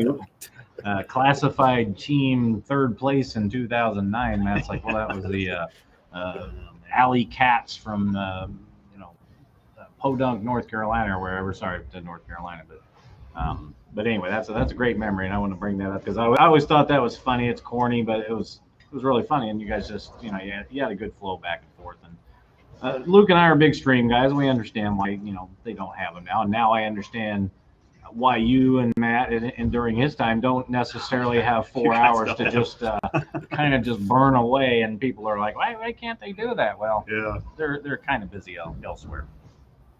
We definitely find ways to stay busy nowadays, for sure, with everything going on. So they were certainly fun, though. I'm not going to sit here and say they weren't a good time. Had a great community for it, and yeah, it was definitely some memorable OC moments captured at those times as well. Yeah, and real quick, check of the chat shows James Kniffen, who bowls some of our tournaments occasionally. Yeah. Is from North Carolina, so I have all the states I could pick in the nation. That's the one I chose, and of course James is asking us to be nice about his home state. So it's kind of fun. About Kansas or even better Missouri. Yeah, what are the odds? I just chose that state. There's plenty of Podunk, Missouri. So. Yeah, exactly. So, Aaron, I know you're busy, and I know you're all over the map there in Vegas this week. So we're going to let you go early this week. We appreciate you spending some of your precious time here once again with us. And you keep bouncing around doing Bowl TV, doing your work at the OC, and keep doing a great job. Well, I appreciate it, guys. And Dave, safe travels coming here. I know next week the plan is to do the show from somewhere in this facility, not my hotel room though. So let's not do that here. But yes, looking forward to your appearance and cutting in front of you in the hot dog line as well. So. All right, sounds good. I'll talk to you off the air. We'll figure out what we can and can't do necessarily with the show. I'll figure out a way one way or the other to get it done. All right, guys. Well, I appreciate it, and thanks again as always. All right, have a good night. All right, we're getting close to the anchor person. I know he's in the queue here, but let's we've been remiss to play our commercial here. Let's get BobbyJackson's.com. They're due, and Bob Foster, of course, shooting 300 this week. So let's take a moment and we'll play a commercial. And when we come back on the other side, we'll have Steve Kloempken. Bobby Jackson's Trading is the place to sell all your unwanted precious metals, including broken gold and silver jewelry. They also buy old silver and gold coins, so check them out for all your buying and selling needs. Also, did you know that Bobby Jackson's Trading pays top dollar for your unwanted gift cards? You know the ones your grandma got you for Christmas?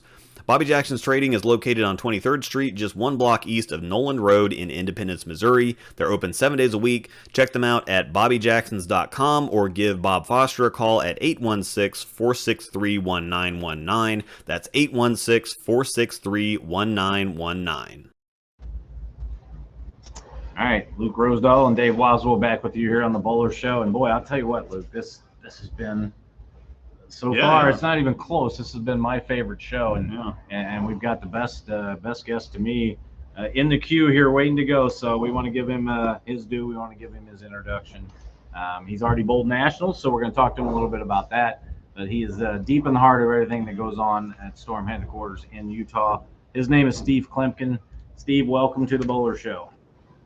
Hey, thanks, guys. Thanks for having me on. Appreciate it. Hey, absolutely. One of my favorite people in the whole world, and I'm not just saying that because you could just end my Storm contract at any moment. But we talked many times about how you and I started off, and I might throw that out later in the show. But before we even start, Steve, are you good to go for a little bit longer than 8 o'clock, maybe 30, 35-ish, maybe? Brian? I am. I'm good to go as long as you guys will have me. All right. Well, we have no restrictions now. We're not on the radio anymore like we used to be. We're just on YouTube. So, and Dave needs a lot of help. So. And I am going to be putting a lot of pressure on you as we spoke. I gave you a little heads up on the 4 balls. I don't know if you've seen, maybe you've seen me throw once there in the Storm Factory. I can't remember. I worked with Kendall for a while, and Hank came down when I was there in the factory. I don't remember if you got down there or not when I was bowling, but I'll describe my game. But before we get to that part, we'll do that after we talk to you. Let's talk about your own experience this year. You just got back here from Las Vegas, and you put up a pretty good all events total, consistent as always. Talk a little bit. We talked to Brian Walachek and some others about the scoreability this year. Just start with that. Talk about how you guys tackled the lanes and how you thought they might be different from this year to another. Yeah. No, I can tell you mine was consistent, not as consistent as Brian's. And I got to tell you, that was something else. I mean, for somebody to shoot, 2240? And I think the difference from his high set to his low set was less than a mark. I mean, that was some absolutely phenomenal bowling. So hats off to him. But yeah, no, it was a lot of fun this year, as always. They did feel, you can tell the scores are a little bit higher, and maybe they felt like there was a little bit more forgiveness. But I got to tell you, honestly, for me, every time I've ever either been told that or felt that going into the tournament, that like, oh yeah, the lanes, they're going to be wide open, or they're going to be this or that, and you go expecting something, it almost never works out. You know what I'm saying? So it's always, for me, better to go in thinking, okay, I got to make shots, I got to select the right ball, get the right strategy and stuff. And we had kind of a slow start as a team there in the team event. We actually only had 949 to start, but we ended up getting back to 3,200, which was good. That felt pretty solid. I mean, it was a matter of where, if you didn't have the right ball or the right strategy, the lanes really weren't that easy. I mean, it was a matter of matching up the right way. And a couple of us kind of felt okay the first game, or felt pretty good. And then, a couple of us, just didn't really have a good look and had to get settled in and kind of change around the strategy. But once we got it settled in, we were pretty good. I mean, the one thing that we did notice for sure on that is when you did make the change, like when the lanes shifted from that kind of game one pattern, you did have to make a pretty significant move, and you had to make a big move. You had to make some ball changes, some angle changes, and even some kind of release changes and stuff. And for me, the best ball in my bag is the phase 2. I mean, I use that all the time everywhere I go, and it was really no different for this tournament either. I started out in team event with the phase 2. I was playing, I don't know, probably like 8, 9, 10 at the arrows or so, kind of getting it out to the right, and it was good. But then when that went away, there was no moving left and getting the phase 2 around, because it's kind of a medium to slower kind of a response ball, because it's kind of a good benchmark ball. And then so I had to ball up from there. So I ended up going through either a Nova or a Reality. And then at the end, the Dark Code was the best one for me, where it just kind of kept moving left, but making sure that we kept kind of shaping it to the right. And as long as you used the friction that was out there, it was great. There really was no issue with getting to the pocket. It was just a matter of, where you're going to carry. And that's what we saw in the team event. Like I said, felt glad that we got back to 3,200 after kind of the slow start. And then for singles and doubles, we started out, Alex and I, kind of a medium-ish type of a pace. I think it was 450 or 460 maybe the first game. But the second game is really when we saw the transition, and then had to make some changes and make some angle changes and stuff. And then the third game, we shot 500. So we ended up getting to 1370 in doubles. And then it was a matter of just basically kind of moving in from there and making sure you weren't behind the moves, because that was the biggest thing we saw. If you got behind the move, then the ball went high every single time. So, Alex and I were pretty close. I got 2040 something, and Alex had 2050. And David Haynes bowled real well right next to us in singles and doubles. He had 2070. And it was really just a matter of staying in front of the move, because as soon as you got behind it, it was 6. All right, you talked about some of the nuances there between team and then singles and doubles. Stay clean. But it was, it was good. The experience as always. Okay. We talked with Brian Walachek, and he had kind of some of his guesses on the length and maybe volume. Do you like to break it down that way, or let's just even take it even further? I'm going to be practicing here soon on a high friction surface. Is there any patterns that kind of came to mind when you bowled either in team or singles and doubles? I don't know if I'd say specific patterns. I would say it didn't feel drastically different. The thing that I did know, like, I wouldn't imagine the patterns are much more than a foot different or so, maybe 2 feet or so. It's hard to say, but they felt kind of in the medium range, somewhere around 40 feet or so. And The thing I did see though in the singles and doubles is it came off the spot sharper, no doubt about it. It really came off the spot sharper. So, but really, you don't need a different type of an arsenal or different type of a strategy for either of the two events, in my opinion. The one thing I did see, and maybe it's because you have fewer bowlers on the pair, is that if you did want to try and get lined up playing closer to the gutter with urethane, David Haynes, for example, he was using a pitch purple, and he had the front nine in the second game of the doubles, and was able to stay out there for about almost the whole time in doubles until he switched to a more responsive reactive ball and then kind of move in and really open his angles up. But it holds up out there for a while in singles and doubles if you want to use that strategy. We didn't really have that so much for Alex and I, so we were kind of in reactives right from the get-go. But there are definitely some people that have had that option. Yeah, we've seen years where the people come back and you hear the burn the spot, everybody stay right, throw charcoal down 5 and 10 for all of practice, and then move off of that, or maybe a strategy where they're throwing plastic inside. But we're not hearing that this year. And every video I've seen so far, most of the time they're throwing shiny equipment. So it kind of looks like the patterns, I wouldn't say already created for you, because obviously you can mess it up. But do you feel like this year, it a little earlier, especially like in doubles when that's always been really tricky, you feel like it's a little bit easier to tackle early on than normal?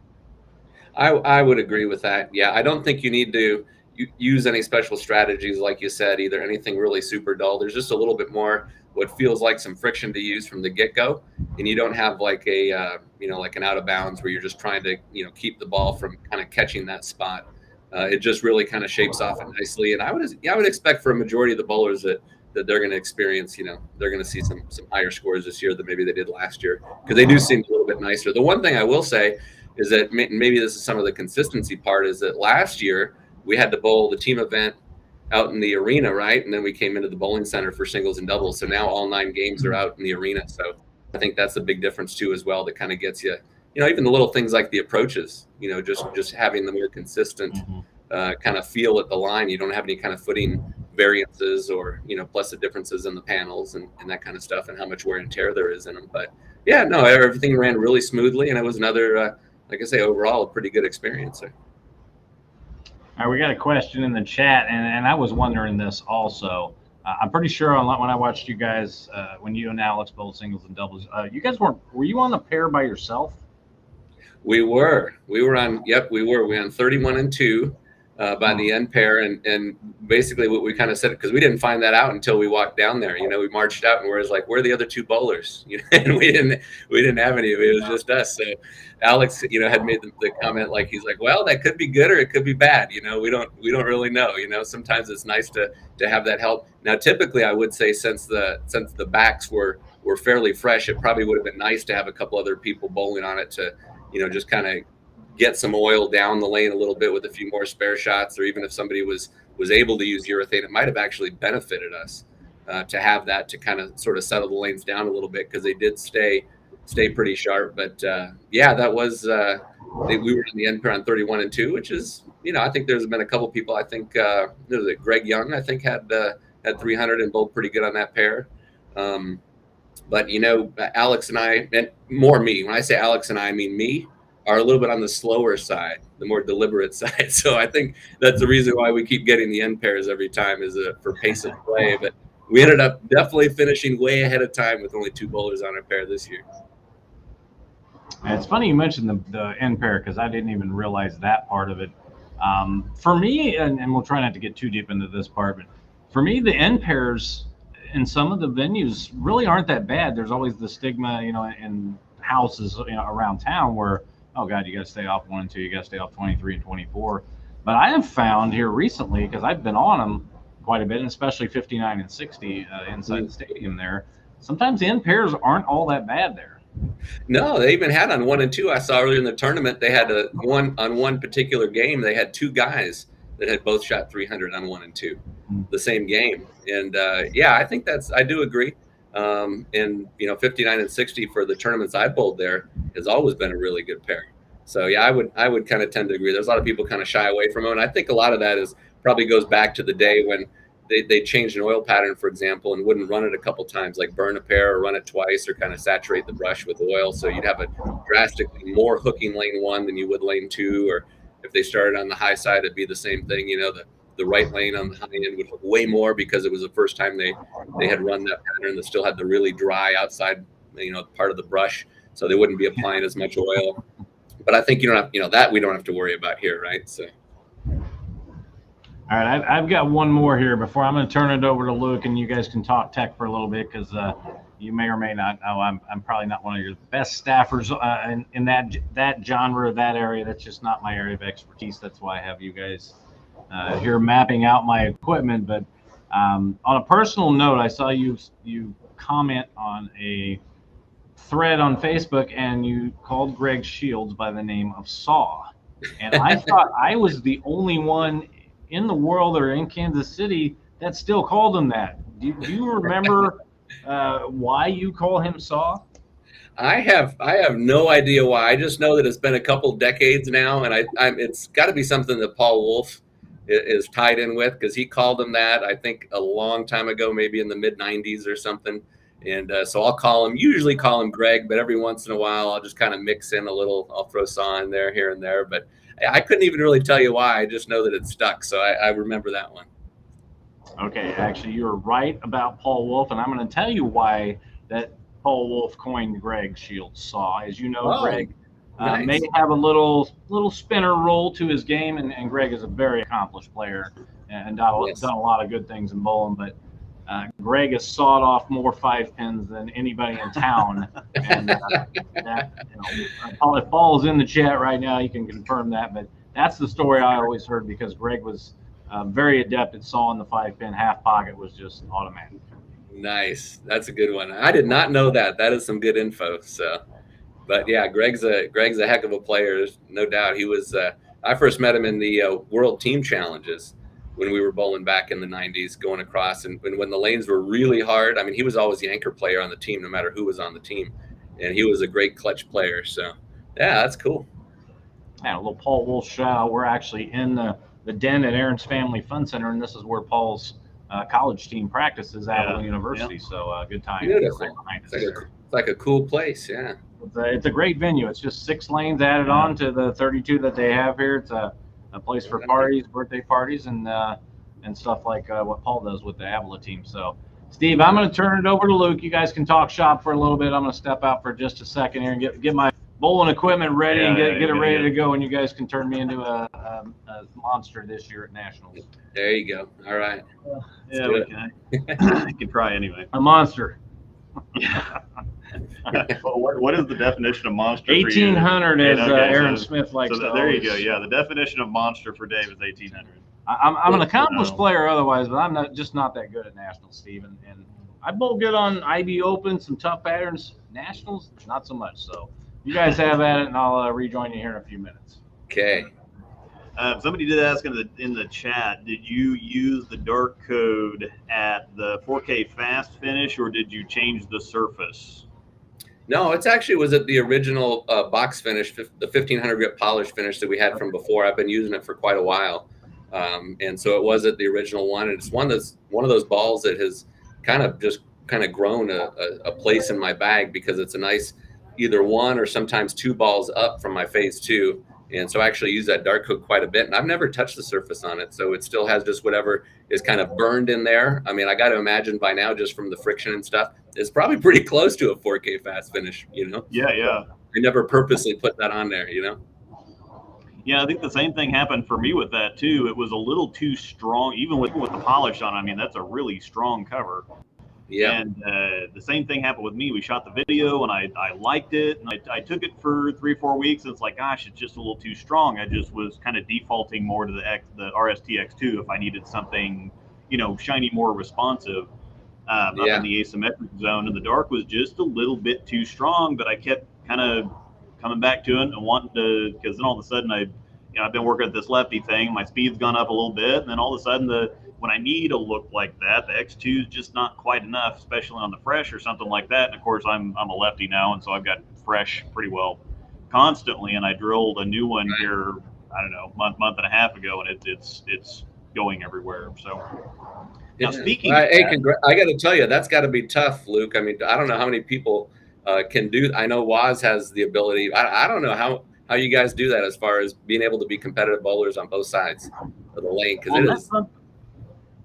Yeah, it's really fascinating, and I've probably bored everybody that watches the videos and our other streams and whatever else talking about it, because I swore I wasn't going to be one of these people that switched and all of a sudden became kind of this lefty, championing whatever, and that's exactly what I've done, because it's just so fascinating how different the sides of the lanes are. I mean, it just doesn't even make any sense. So I thought, well, okay, well, I'll be able to mirror most stuff, and I'm sure that there's some things that are going to be different, but everything's different. I've had to just pretty well throw everything else out the window, and the biggest thing for me is that there's no track over there. And so not having that kind of, and it's not necessarily, it is a little bit of extra friction, of course, but the stability that it kind of creates, I miss that a lot. And so when I tug something a little bit, and I think, okay, that's going to sit there, and it doesn't. It zips through the nose. Or there's other times where I'm like, well, I got that a little bit out, but it'll get back, and it doesn't get back. But then of course, all of a sudden, on the right side, it's almost like 5 boards the gutter. Like if you're outside of 5 board, you're probably not in the right spot, and it just feels like the 5 board feels like the edge of the lane. Now I have the edge of the lane, yeah, like 3 to 5, and it's just terrifying. Right. But anyway.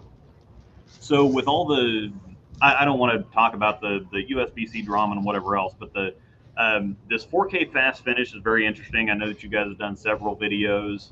I think I do really like the stuff coming out of the box like that. The shine looks really pretty on the wall, but I think that this surface is a better place to start. But you're the VP of marketing, and marketing and advertising just really fascinates me. What are some of kind of the very interesting things? What's something that's especially interesting to you, or what do you what's the part about your job, I guess, that you like the best, or what's the most interesting thing about it to you? Yeah, no, that's a good question. For me, I mean, just being a bowler myself, I still get. I'm fortunate enough. I always feel like whenever I get a chance to check out and test, new core designs, new technologies as far as cover stocks we're trying to make some changes and update some stuff with the bowling balls and see how it responds. And same thing goes with like 4K fast finish. Like we're just trying to see what exactly, does this do? There's differences in the surface profile of the ball that you get. When you sand, like say you do finish with 4,000, but let's say you sand with a 2,000 pad for a different amount of time underneath it. And how does that affect the ball? And does it affect all the same cover stocks the same, or does it affect them differently? And if so, what? And that stuff is just, that's really fun. That's definitely the tech side in me. I do a lot of stuff with the product development, and that's really cool as far as bags and cleaners and accessories, testing new products and seeing what it does. But I think the part I love about it is because I get to go down on the lanes and see what it does and how it affects, the ball, see what it does with ball motion and see what those changes are. So, yeah, that's the neatest part. Anytime I get, some chance to get down there, where they're doing, some kind of a marketing video, it could just be on what the, like a 6 ways video or something like that shows the different shape with different styles. That's always cool. But it's an opportunity to get down on the lanes. And like I said, whenever I get test balls and something from R&D, I always get pretty stoked. You don't have to work too hard to get a spot in your schedule to go down for R&D. I like that. Yeah, Chad's told me that you kind of piss him off a little bit sometimes because you're like a human throwbot. It's like you get down there, you can't tell if Specto's actually working right, because it's like, well, you've got 3-4 shots in a row that are like identical. It's like, what's going on here with this thing? We need to check on this thing, or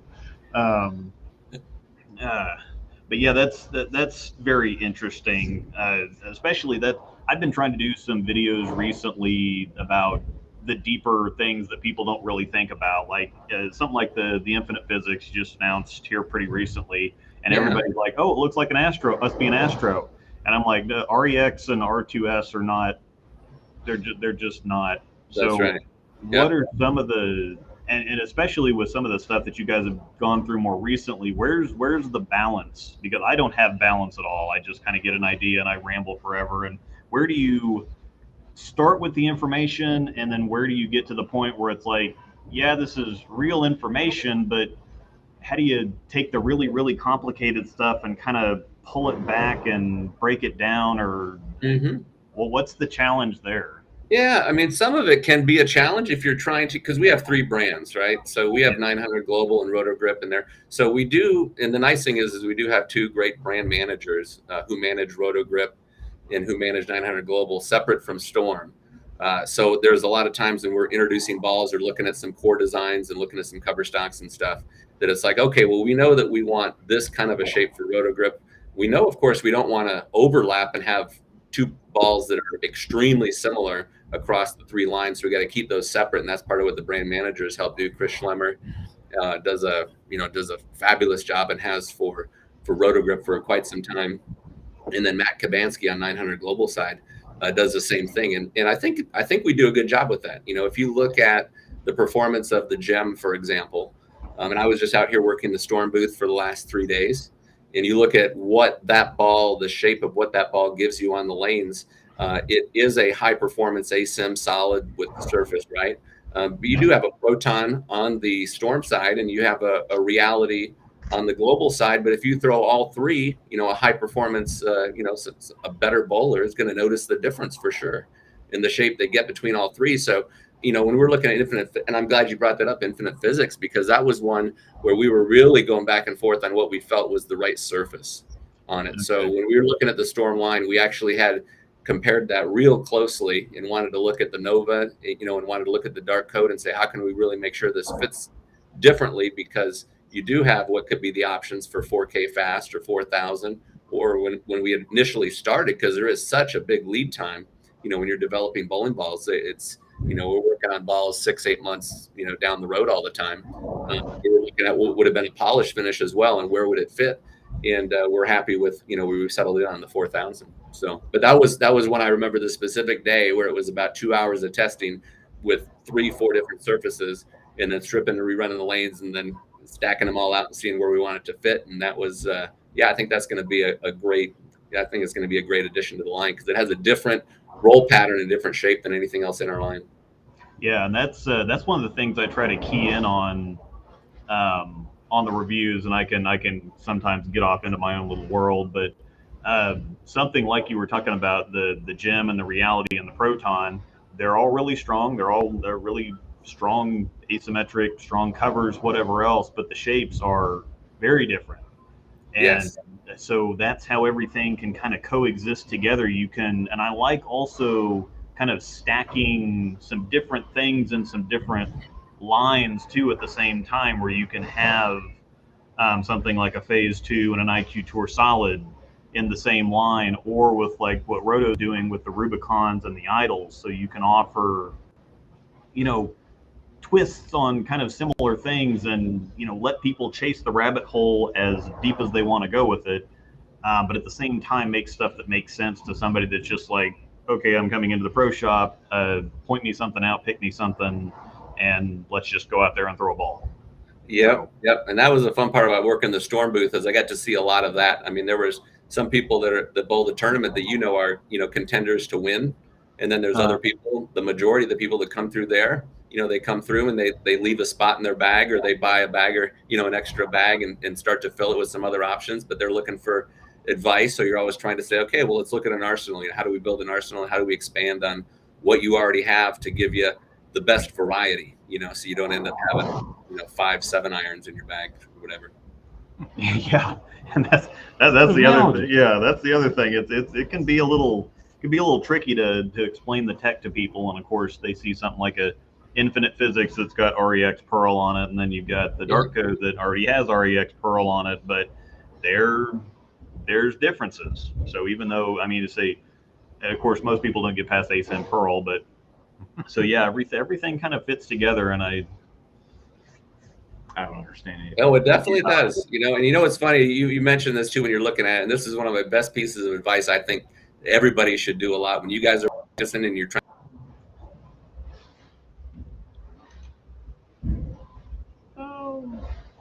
Come back. Would not be the most opportune time to lose Mr. Kloempken. Yeah. It looks like he is frozen in time, so we may end up resending a link here if we can't get him back on, because it's the same link will work. Okay. Yeah, we might have to. Let's just disable his feed, bring it back. All right. Yeah, let me see here. Nah, his connection went to 0. Okay. Is he still in the... Frozen, yeah. I'm gonna let him know Man, you're sending. I was really interested to hear what he was gonna say. We'll see if it catches back up. I will be, he can't leave before we get your stuff figured out. We're still on the air. Yeah, I will be heartbroken. We can call him in, put him on the FaceTime. We'll figure out a way here. But I have faith in our producer Angel Rosal, who will be sending him another link. And you know, I've kind of made my arsenal here of what I'm going to take in relation to what I have here.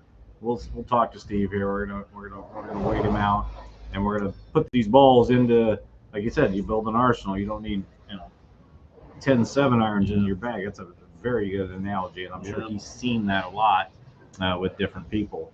Yeah, So, I mean, because most people see, okay, the Zen's a pearl. It's a symmetric pearl. The Phase 4 is a symmetric pearl. They're not close because the covers are, different. Exactly. I like. Yeah. Yes, man. Cut off his. He might have reached his internet quota in his hotel room there or whatever. Angel's also directing the show, not just producing today. So. Yeah. She's feverishly working, and we'll keep working. Then we'll get Steve back. Yeah, we'll see if he can. He's in a gap in Utah there right now, or what's going on, but we'll get him back on. Luke, let's go ahead and talk about what I've got here, and then that'll skip a couple of steps here until we get him. Okay. Here's what I have that I'm planning on bringing. I've got tons of different options, but just from what I've seen and from what I am comfortable with and really kind of know what these balls do, this is what I'm starting with. Okay. I've got a gem that has the pin in the ring finger. Okay. And I'm going to give you 3 more balls that I don't know where the actual drilling is, but I've got them listed lower down the, I guess you'd say, the hook rating. I've got the Dark Code, IQ Tour, and a Hustle Camo for emergency times. But the balls that we have here on display and are going to map out the Zen, the Height Hybrid, the Idle Helios, and the Rubicon UC3. If you were putting these into this arsenal here, obviously most are going to fill into this gap except for the Rubicon. But what do you think? Like either next hooking or next bench ball, I assume would be the Zen. Yeah, I think that's what the Idle Helios is a really strong cover. So it does create a bunch of shape for how strong it is. So it's pretty dynamic. If you, here we go. Oh, thank goodness. Yeah. My heart was broken. Looks that's like what I was gonna say. I was so interested, and then his, the internet technology. Now we can't hear him. Yeah. Check your sound settings. I think that the software likes to play with stuff. It likes to reset settings, so we can't hear you. Can you hear us? Yeah, the mic settings like to change all the time for some reason. So if you can find your settings there and change it back.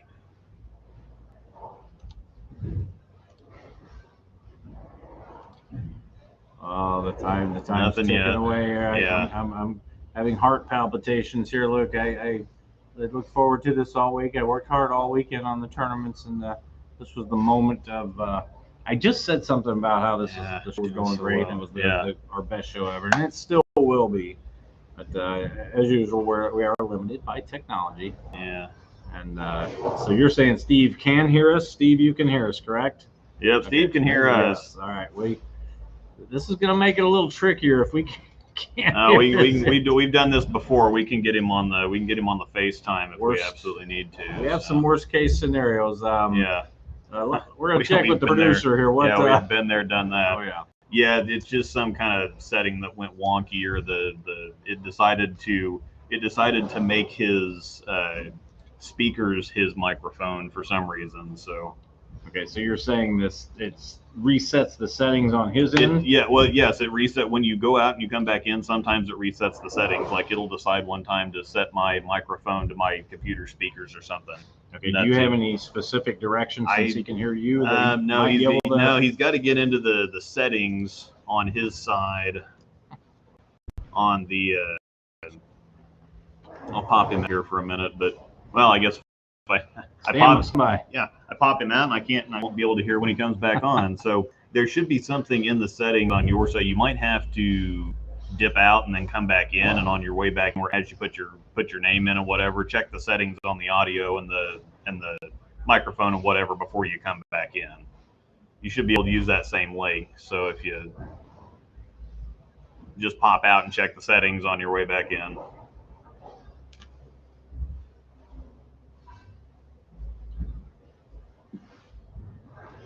Yeah, unfortunately, we can't control theirs.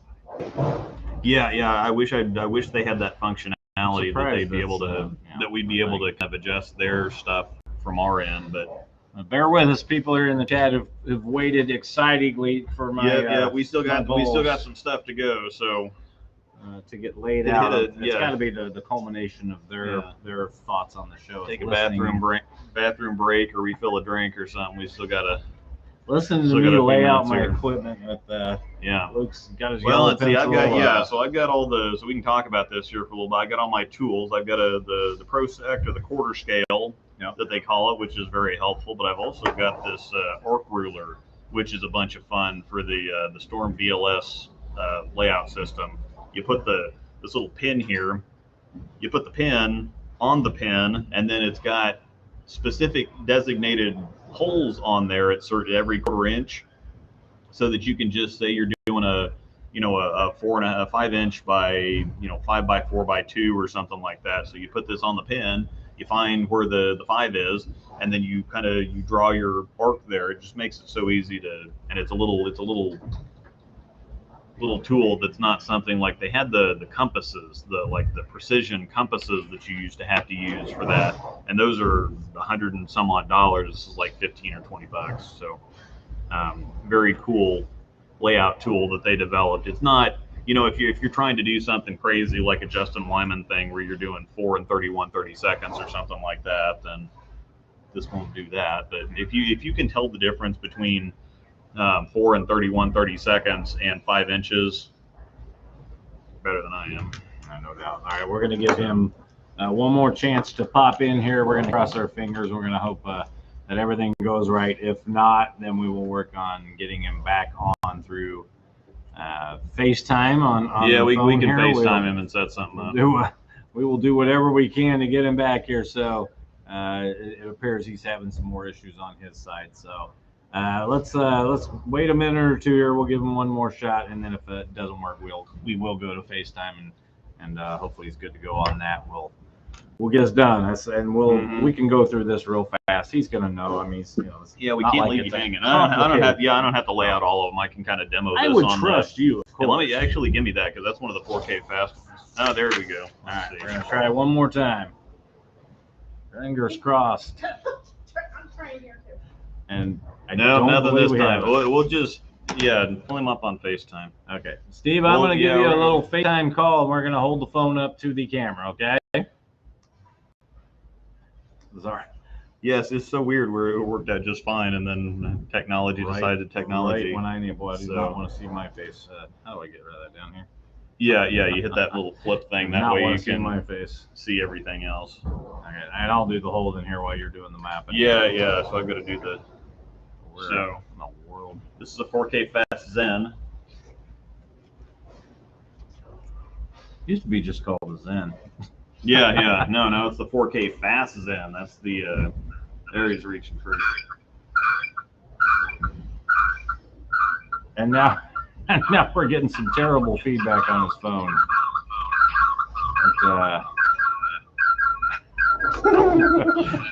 this just may not be meant to be. Let me try my phone. All right, Steve, we're gonna hang up on this one. If you can hear me, we'll try Luke's phone. Yeah. Oh boy. Last call for alcohol, so to speak. Now, he's back in there, but I don't think it's worth trying that again, right? Yeah. All right. Well, let me put a little picture up here. This is my heart. I don't know if that signifies heartbroken, but gosh, I don't want to look at me either. Heartbroken. But we'll get it done one way or the other. There's more than one way to skin a cat. So So we've gone down this road before. I'm not sure what happened with the feedback from my phone. He may have you blocked off. There we go. There we go. All right, how's that looking? It definitely sounds better. How's that? Oh, now we're cooking with gas. All right, there we go. All right, all right, Steve. Did you hear the question Luke gave you before he left you off? Let's clear that up first. Yeah. I can't remember what we were talking about now. Nope. We were talking about different shapes and different stuff within the lines. Was kind of where I was at when we kind of got disconnected. And I was talking about what I think one of the cool things is that you can do as far as ball motion is actually just so simple, but just take a piece of white tape and just put it right on the center line of your grip, right over your fingers, and just see exactly how that axis, see the migration when it loses axis rotation and loses tilt and goes down the lane, and you'll see the differences between balls that even when you thought they were maybe quite similar, that are actually different, noticeably different. Yeah. Yeah, I love the nerdy techie stuff.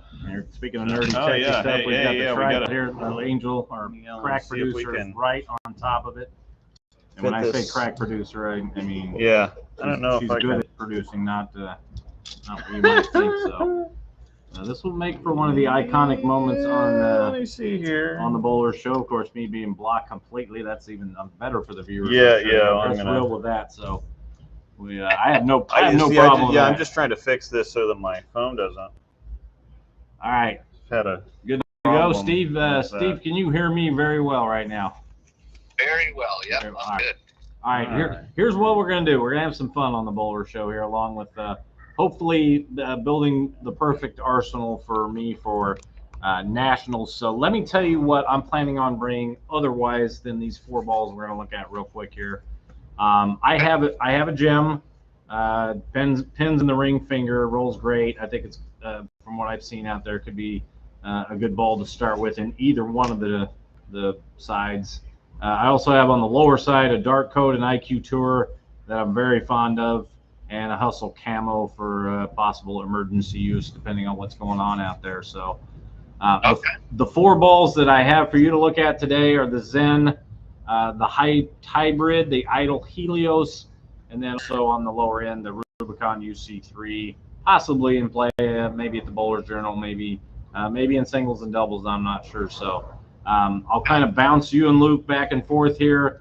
Let's start off with the Zen. That I would be what I would consider my benchmark ball, especially a step down from the Gem, and we'll kind of put them in order here. But what are your thoughts here? He's got the layout here ready to go. I don't even know how you want to handle, the pattern or whatever, but just in layman's terms, what do you think would be a good layout to start on this ball? Well, I would use, and do you know offhand what kind of a layout you have in your Gem right now? In the Gem? Yeah. I can probably trace it back. Well, I don't know. I've got it in the car, so I can send our crack producer out to the car as she frowns in the background. The pin's in the ring finger, I know that. Well, his axis or his PAP is 3.5 over and 0 up or down. Oh, okay. So it's still that's going to make it a stronger. Now I don't know where the mass bias is at, or the PSA, but definitely a stronger. Yeah, it's still going to be a stronger pin because there's not a whole lot of distance. Flares a lot, and that's the one. The pattern kind of goes for the ASIMs. You definitely want to put it down and then go to the symmetrical, and so this Zen would be a good one that you'd want to use to curve and kind of shape the lane, get it down the lane, and have it make a pretty defined break point. So I'd go somewhere along the lines of maybe a 4 3/4 pin to PAP, and you can keep the PSA right around your thumb, so it'd be kind of around the same, maybe 4-inch distance, maybe 3 3/4, and then go with maybe 1.5 to 2-inch pin buffer at the most. So it should be could end up being just right above your ring finger, somewhere close to that. Shouldn't be too far away. And keep center of gravity a little bit right in the center of your grip. All right, so I'm going to go ahead and do 4 3/4 on the pin. I'll do 3.5 on the PSA, and then 1.5 on the pin buffer. Got my handy dandy. I showed him the arc ruler a little bit earlier. Love this thing. Nice. Yeah, that's great. Makes that super easy. Got my arcs all done. Make my line. And you're just straight. Allegedly, it's 3.5 over, and Yeah, zero-ish. allegedly it's 3.5 over. So It's not Greg Shields, same area, but that's a different story. I remind people it is nice to have your PAP. You have to have that right, but I do remind them that not all of us release it absolutely identically the same every single shot. So, and different cores are going to have, your PAP is going to move around a little bit just from different core designs. So it does happen. So I try to give people, say it's a great point of reference, but don't get so locked up into it that if the pin's over 1/8 of an inch one way or the other, that it's the end of the world, yeah, I used to give Justin Wyman some crap about that because he liked doing like 4 and 31 30-seconds, and by whatever many 5 and an 8. Yeah, Next shot it's so yeah. All right, so everybody. I don't know how long your span is. I'm just gonna make it 4.5. 4.5. That makes it easy. Just we can dish it for now. You can tidy it up. 4, and it varies. 4.5, probably 4 9/16 ring. But yeah. you're not surprised I actually knew that. Yes, I'm actually surprised that you knew that. Yeah, I can tell you the grip sizes too. Oh wow. And the thumb size. Okay. So yeah, you kind of. This is what we're looking at. You can I love it. get there. So yeah, that looks That's it, fairly normal. Let me show it to see which way I've got to go for the crowd here. Everything's backwards. So see, with my arc ruler, I was telling you guys earlier, I make these little, I can make these little arcs from my it's a symmetric ball, so I had to kind of mark my own PSA just for something to measure from. And so I've got my 2 arcs right down here, and then my pin buffer arc up top there. And so then we trace it back. So you got to go backwards from your positive axis point to find out. So where the fingers go are not a layout. The layout tells you where to put the fingers. So that's what we're gonna end up with, I think, on that one. All right, sounds good. Let's move on. I believe the next ball, at least I feel like as far as hook potential for me, with what I've got, is the Idle Helios. Steve, you would agree, right? That's a little stronger than the Hype Hybrid, correct? I would. Okay. Stronger. The one thing I can tell you, being out here and a lot of the bowlers go through here, is I would take and smooth cover out a little bit. I would take and bring that one up. I'd take a 4,000 pad and go across a little bit to smooth it out. Make sure you get through the fronts good. Yeah, it does kind of look like it's already a little bit. Yeah, you see a little reflection. Yeah, in there, there's a little bit of a sheen to it. It's not chalky, as they like to say. Yeah, I like that. Box is saying 2,000, so yeah. Mm-hmm. Yeah. Remember when top weights and pins really mattered? Yeah. Before Vegas, you're gonna get a chance to compare them and roll them before Vegas. Yes. I'll have about 3 or 4 days. I've had people on the show, and I also posted on Facebook trying to get some patterns. I got all kinds of Don Johnson, Dragon, a couple of guys saying Cheetah for singles and doubles, saying that they had enough hooking on the gutter they couldn't throw it in the gutter like they were on Cheetah. So I've got all kinds of suggestions there. So I will be practicing in a high friction house. So I'll take that into account, and we'll just kind of mix up a couple of patterns we think are close. But all right, let's move on to the Idle Helios. We're gonna take a 4,000 pad to this one. Is that correct? That's what you said? Yeah, it looks like it. It looks like it's kind of close already. So okay, well we'll do that, and let's practicing with it, getting a little bit of lane shine on it too is always. Okay, let's talk about this one and maybe what we might do just a little different than the Zen, maybe to have I wouldn't say less shape, but just a little more smoother roll, probably, right? You want to have something that's going to be just a little bit more control than that. So maybe not when you're trying to open it up quite as much, which I think would be good. So I'd actually do a simpler pin distance because the diff on it's just a touch less.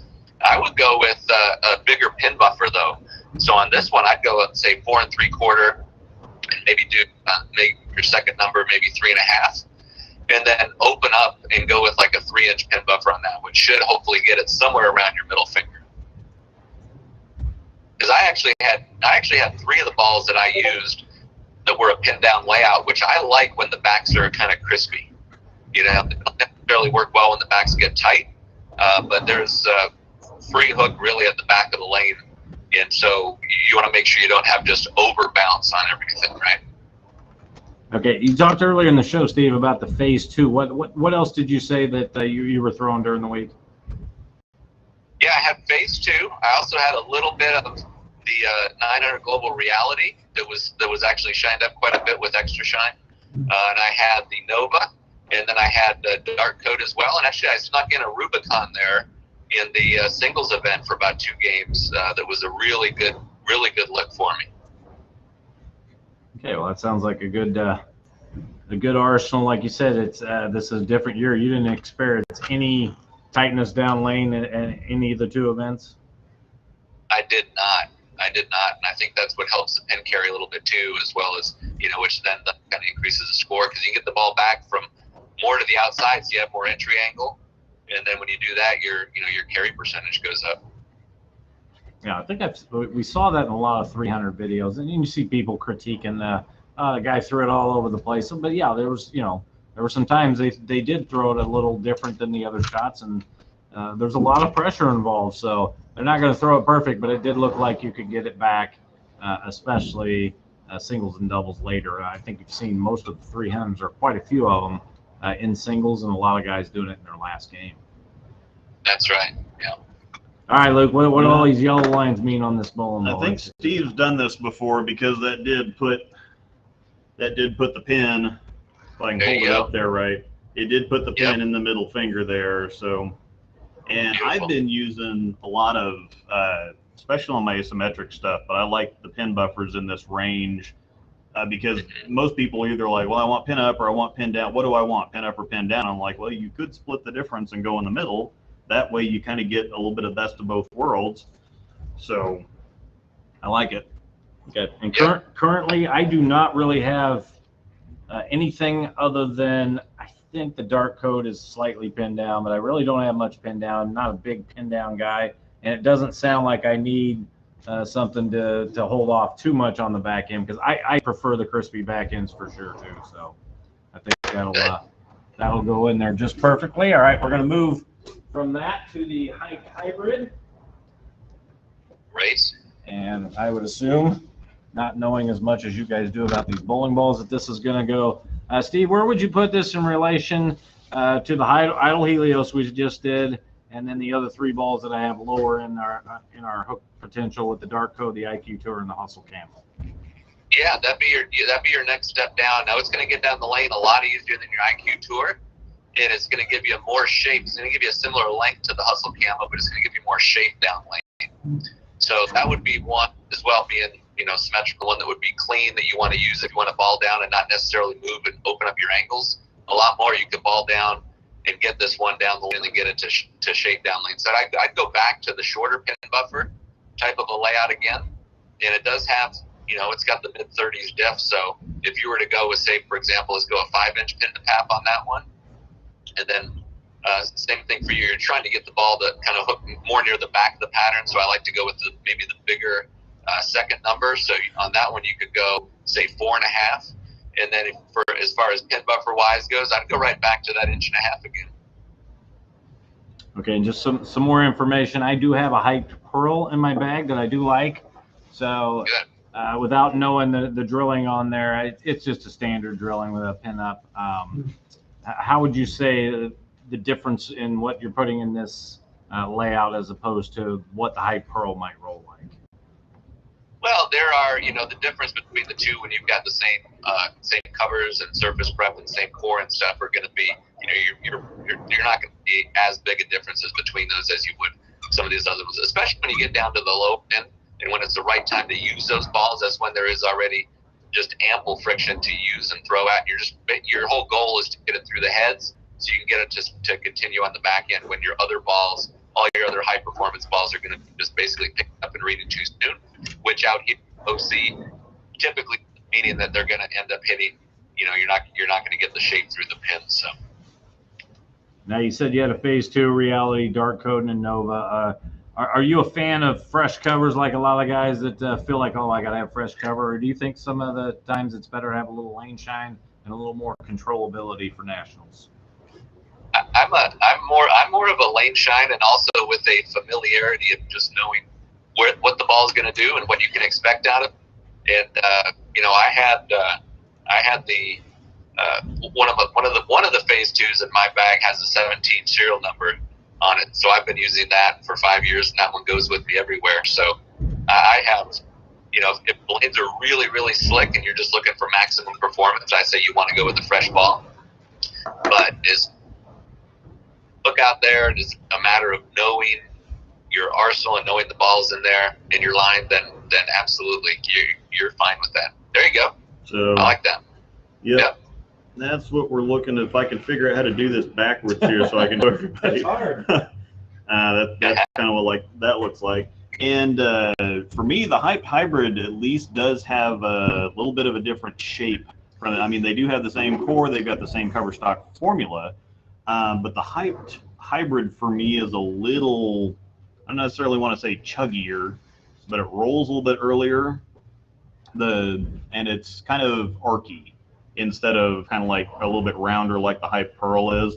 This one's almost like a baby Pearl phase 2 or something, with just kind of the general ball motion for me. Of course, you get on different surfaces and different conditions and in different places, different bowlers. So, and I've got twice the reps of you, so of course, it can change absolutely everything. Plus, I'm left-handed, so. All right, our last ball of the day, Steve. And once again, I really appreciate you doing this. It's a lot of fun for me, and having the knowledge of Luke and also you, putting in the time here is really kind of cool for me. So I chose for my last one a Rubicon UC3 here.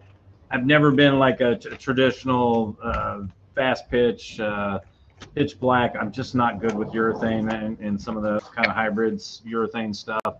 So, but I thought I'd take a chance here maybe with the Rubicon UC3, and Luke's probably laughing at my terminology here. No, I was just going to say, this isn't your conventional urethane. Yeah. So let's, where's this going to fit in? I've got, like the IQ Tour hybrid and the camo towards the bottom.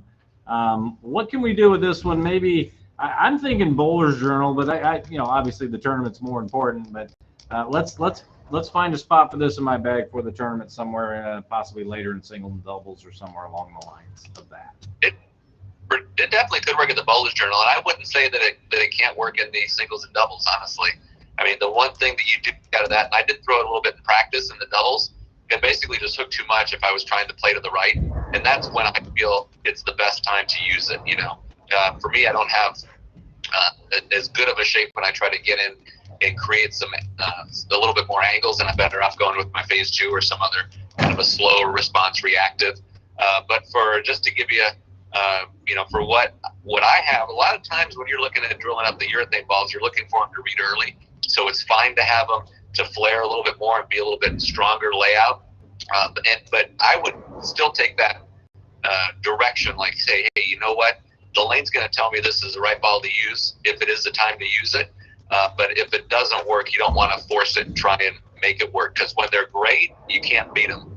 But it's not always the play. Whether you're looking at fast pitch or pitch black or that. But it definitely noticeably outhooks pitch black and fast pitch. So don't think in your mind that this is going to be something like that. Yeah. So as far as length goes on there, though, that would be one that I would go with. And you're fine with your hand and your release, and we still want to get the ball down the lane. I mean, just a little bit, even though it's going to pick up and roll earlier.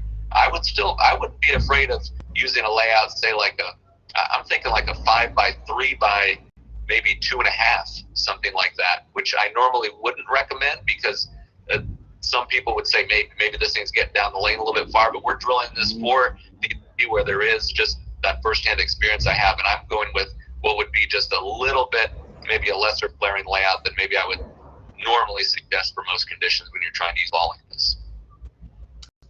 Okay, well This will be interesting. I'm curious as to how this will roll when I start practicing here in a couple of days, because I have very little experience with urethane, and of course with this type of urethane, none. So this will be interesting. So, and I think I need this in there, though. I wasn't sure when I ordered it, but I think I'm gonna like this. Yeah. What did you say on that pin buffer again? 2.5. Yeah. Okay. I was Yep. Yeah, that's what I would have gone with, 5x3 by 2.5 myself too. So. Well, no, this one again. This one's kind of because it's got the Rubicon or the Rondour core. Most people just call it, hey, it's got the Rubicon core in it. So, but yeah, this is. I mean, it's asymmetric, so it's pretty mildly asymmetric, but it's a whole lot stronger than the cores that go in, pitch black, fast pitch, that kind of stuff. So, never recommend a layout like this in a pitch black, just because. Because there's not a whole lot of core to work with in those conventional kind of urethane balls. This one's got plenty of core to work with, so you can. Definitely does. One of the more intriguing moments in bowler show history, watching Luke Rosedahl put lines on a bowling ball. Yeah. I can't. Yeah.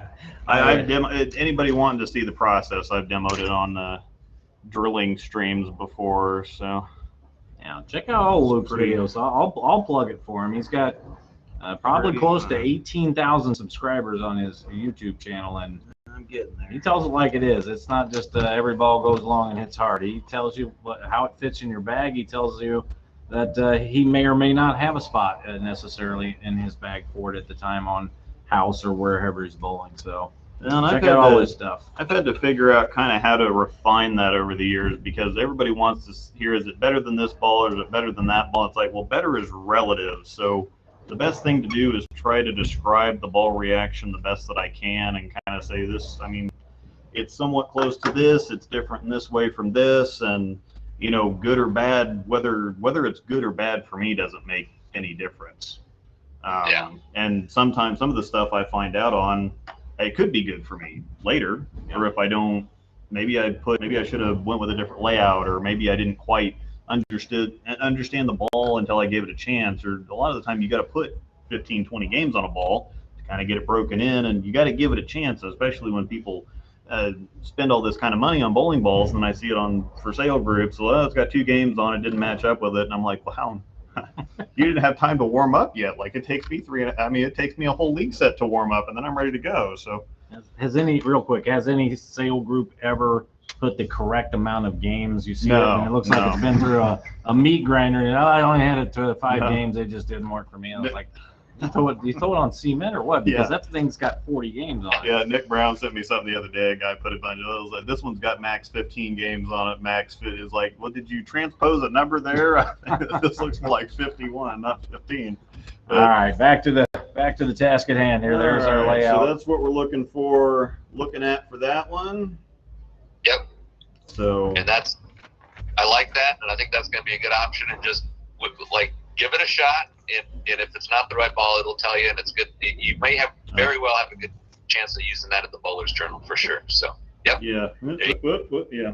All right, Steve. I'm gonna go over the whole arsenal that I have now. I'm driving out there, so I can throw anything I've got at home. But for what we talked about today, the Gem, the Zen, the Idle Helios, the Dark Code, IQ Tour, Solid, Hyped Hybrid, the Hustle Camo, and the Rubicon UC3. I know you're a big Phase 2 fan. Maybe that Hyped Hybrid will be simulate that a little bit. But when I go out to the Storm booth and I see Mark Anderson and I say, hey, Mark, I need another ball or two that might fit into this arsenal, what do you think? What am I missing, or am I missing anything? Well, the only thing that you might, and you're really close. I mean, I think you have a good look at. I think the Helios that we're looking at, though, could be something along the lines of like a Phase 2 type of a thing, because your Zen's going to be a little bit more, your Hype's going to be a little bit less than that. So I think you're right in the area. The only thing that has been, I've seen some people bowl good, especially if they're trying to get in deep. Depends on your pair. I mean, Zach Tackett was on my squad. He was slapping the left gutter game on a team. He shot 270, but then he didn't have that, that good of a look after that. Brandon Bonnet bowled really good. He was throwing an X2. And that would be one if you're sliding somewhere between 33 and 43. And X2 is a good one because it does give you that shape, and it's cleaner than the dart code. So you'll get the ball to shape more. It might continue through the pins. So that would be the other option if you were looking for an ASIM to add to that versus going down to one of the symmetricals. So. And I really should have brought the rest of my arsenal in here, Steve, because Luke and I have talked about this on the show. I have no idea why I've seen a bunch of RSTX2s go down the lane smooth and fairly smooth back in. It is the earliest ball in my bag by far, and I have no idea why. I don't know. So the next time you do this, we're going to have a coaching session with Steve. Yeah, I don't know. I'm gonna have this is something I'm gonna have to see because I really, again, I was gonna say I really like what you guys are doing again with staggering the cores even within the lines, because you've got something like so in the HP3 line for on the roto side, you got something like a Rubicon UC2 that's it's got idle numbers, but then you got that little bit of asymmetry, and then you go up and you've got stuff like the UFO alert that's like 252 or 253, and then you've got the RST line that's kind of at that, but then you drop down to the gems at, the gem is 247, and it's just not close to the same look that you've got, even though they're both asymmetric. And then you start playing with the covers, the really strong stuff like Microtracks versus the cleaner stuff like E-Tracks, and so it just, that just nerds me out. So always fun. All right. What I'm getting from you is stay away from Mark Anderson when I go out to Las Vegas. Or have him figure out why your X2 is the earliest ball in your bag. And we love Mark Anderson, but there's nobody nicer and works harder during the tournament than Mark. Any chance I can get to kind of poke some fun, I will. Steve, we are way over time between the great guests that we had on today and all the technical stuff we have. I really appreciate you. I feel like I'm pretty blessed here to be able to take my arsenal, have these new balls, have them right here in front of me, and have Luke drawing lines on them while you're telling them what to do. And I can't thank you enough for coming on the show and doing this with me. Well, you got to take advantage of that. Take it out here to Vegas to the South Point, and we can knock over some pins, man. Go do it. I appreciate that. Luke, you got anything else for Steve before we wrap this thing up? Of course, you know what you did. Now, if he goes out there and shoots 1,700 again, then he blames you. So sometimes 1,700 I'm happy with. So, like I said, IB Opens. I'm trying to think of some other examples. I like the tougher shots, but it's become kind of this is year 25. I've had a 1960 and one other 19 and not much else out there. So not enough hot dogs. Not enough hot dogs on the hot dog cart for the WAS apparently. So Steve, we will let you go. Thank you again very much for coming on the show, and I really appreciate it. You got it, guys. Thanks both of you for having me on. I appreciate it, and look forward to seeing how you do here. All right, man. Take care. I will update you soon. Thanks a lot. Sounds great. All right.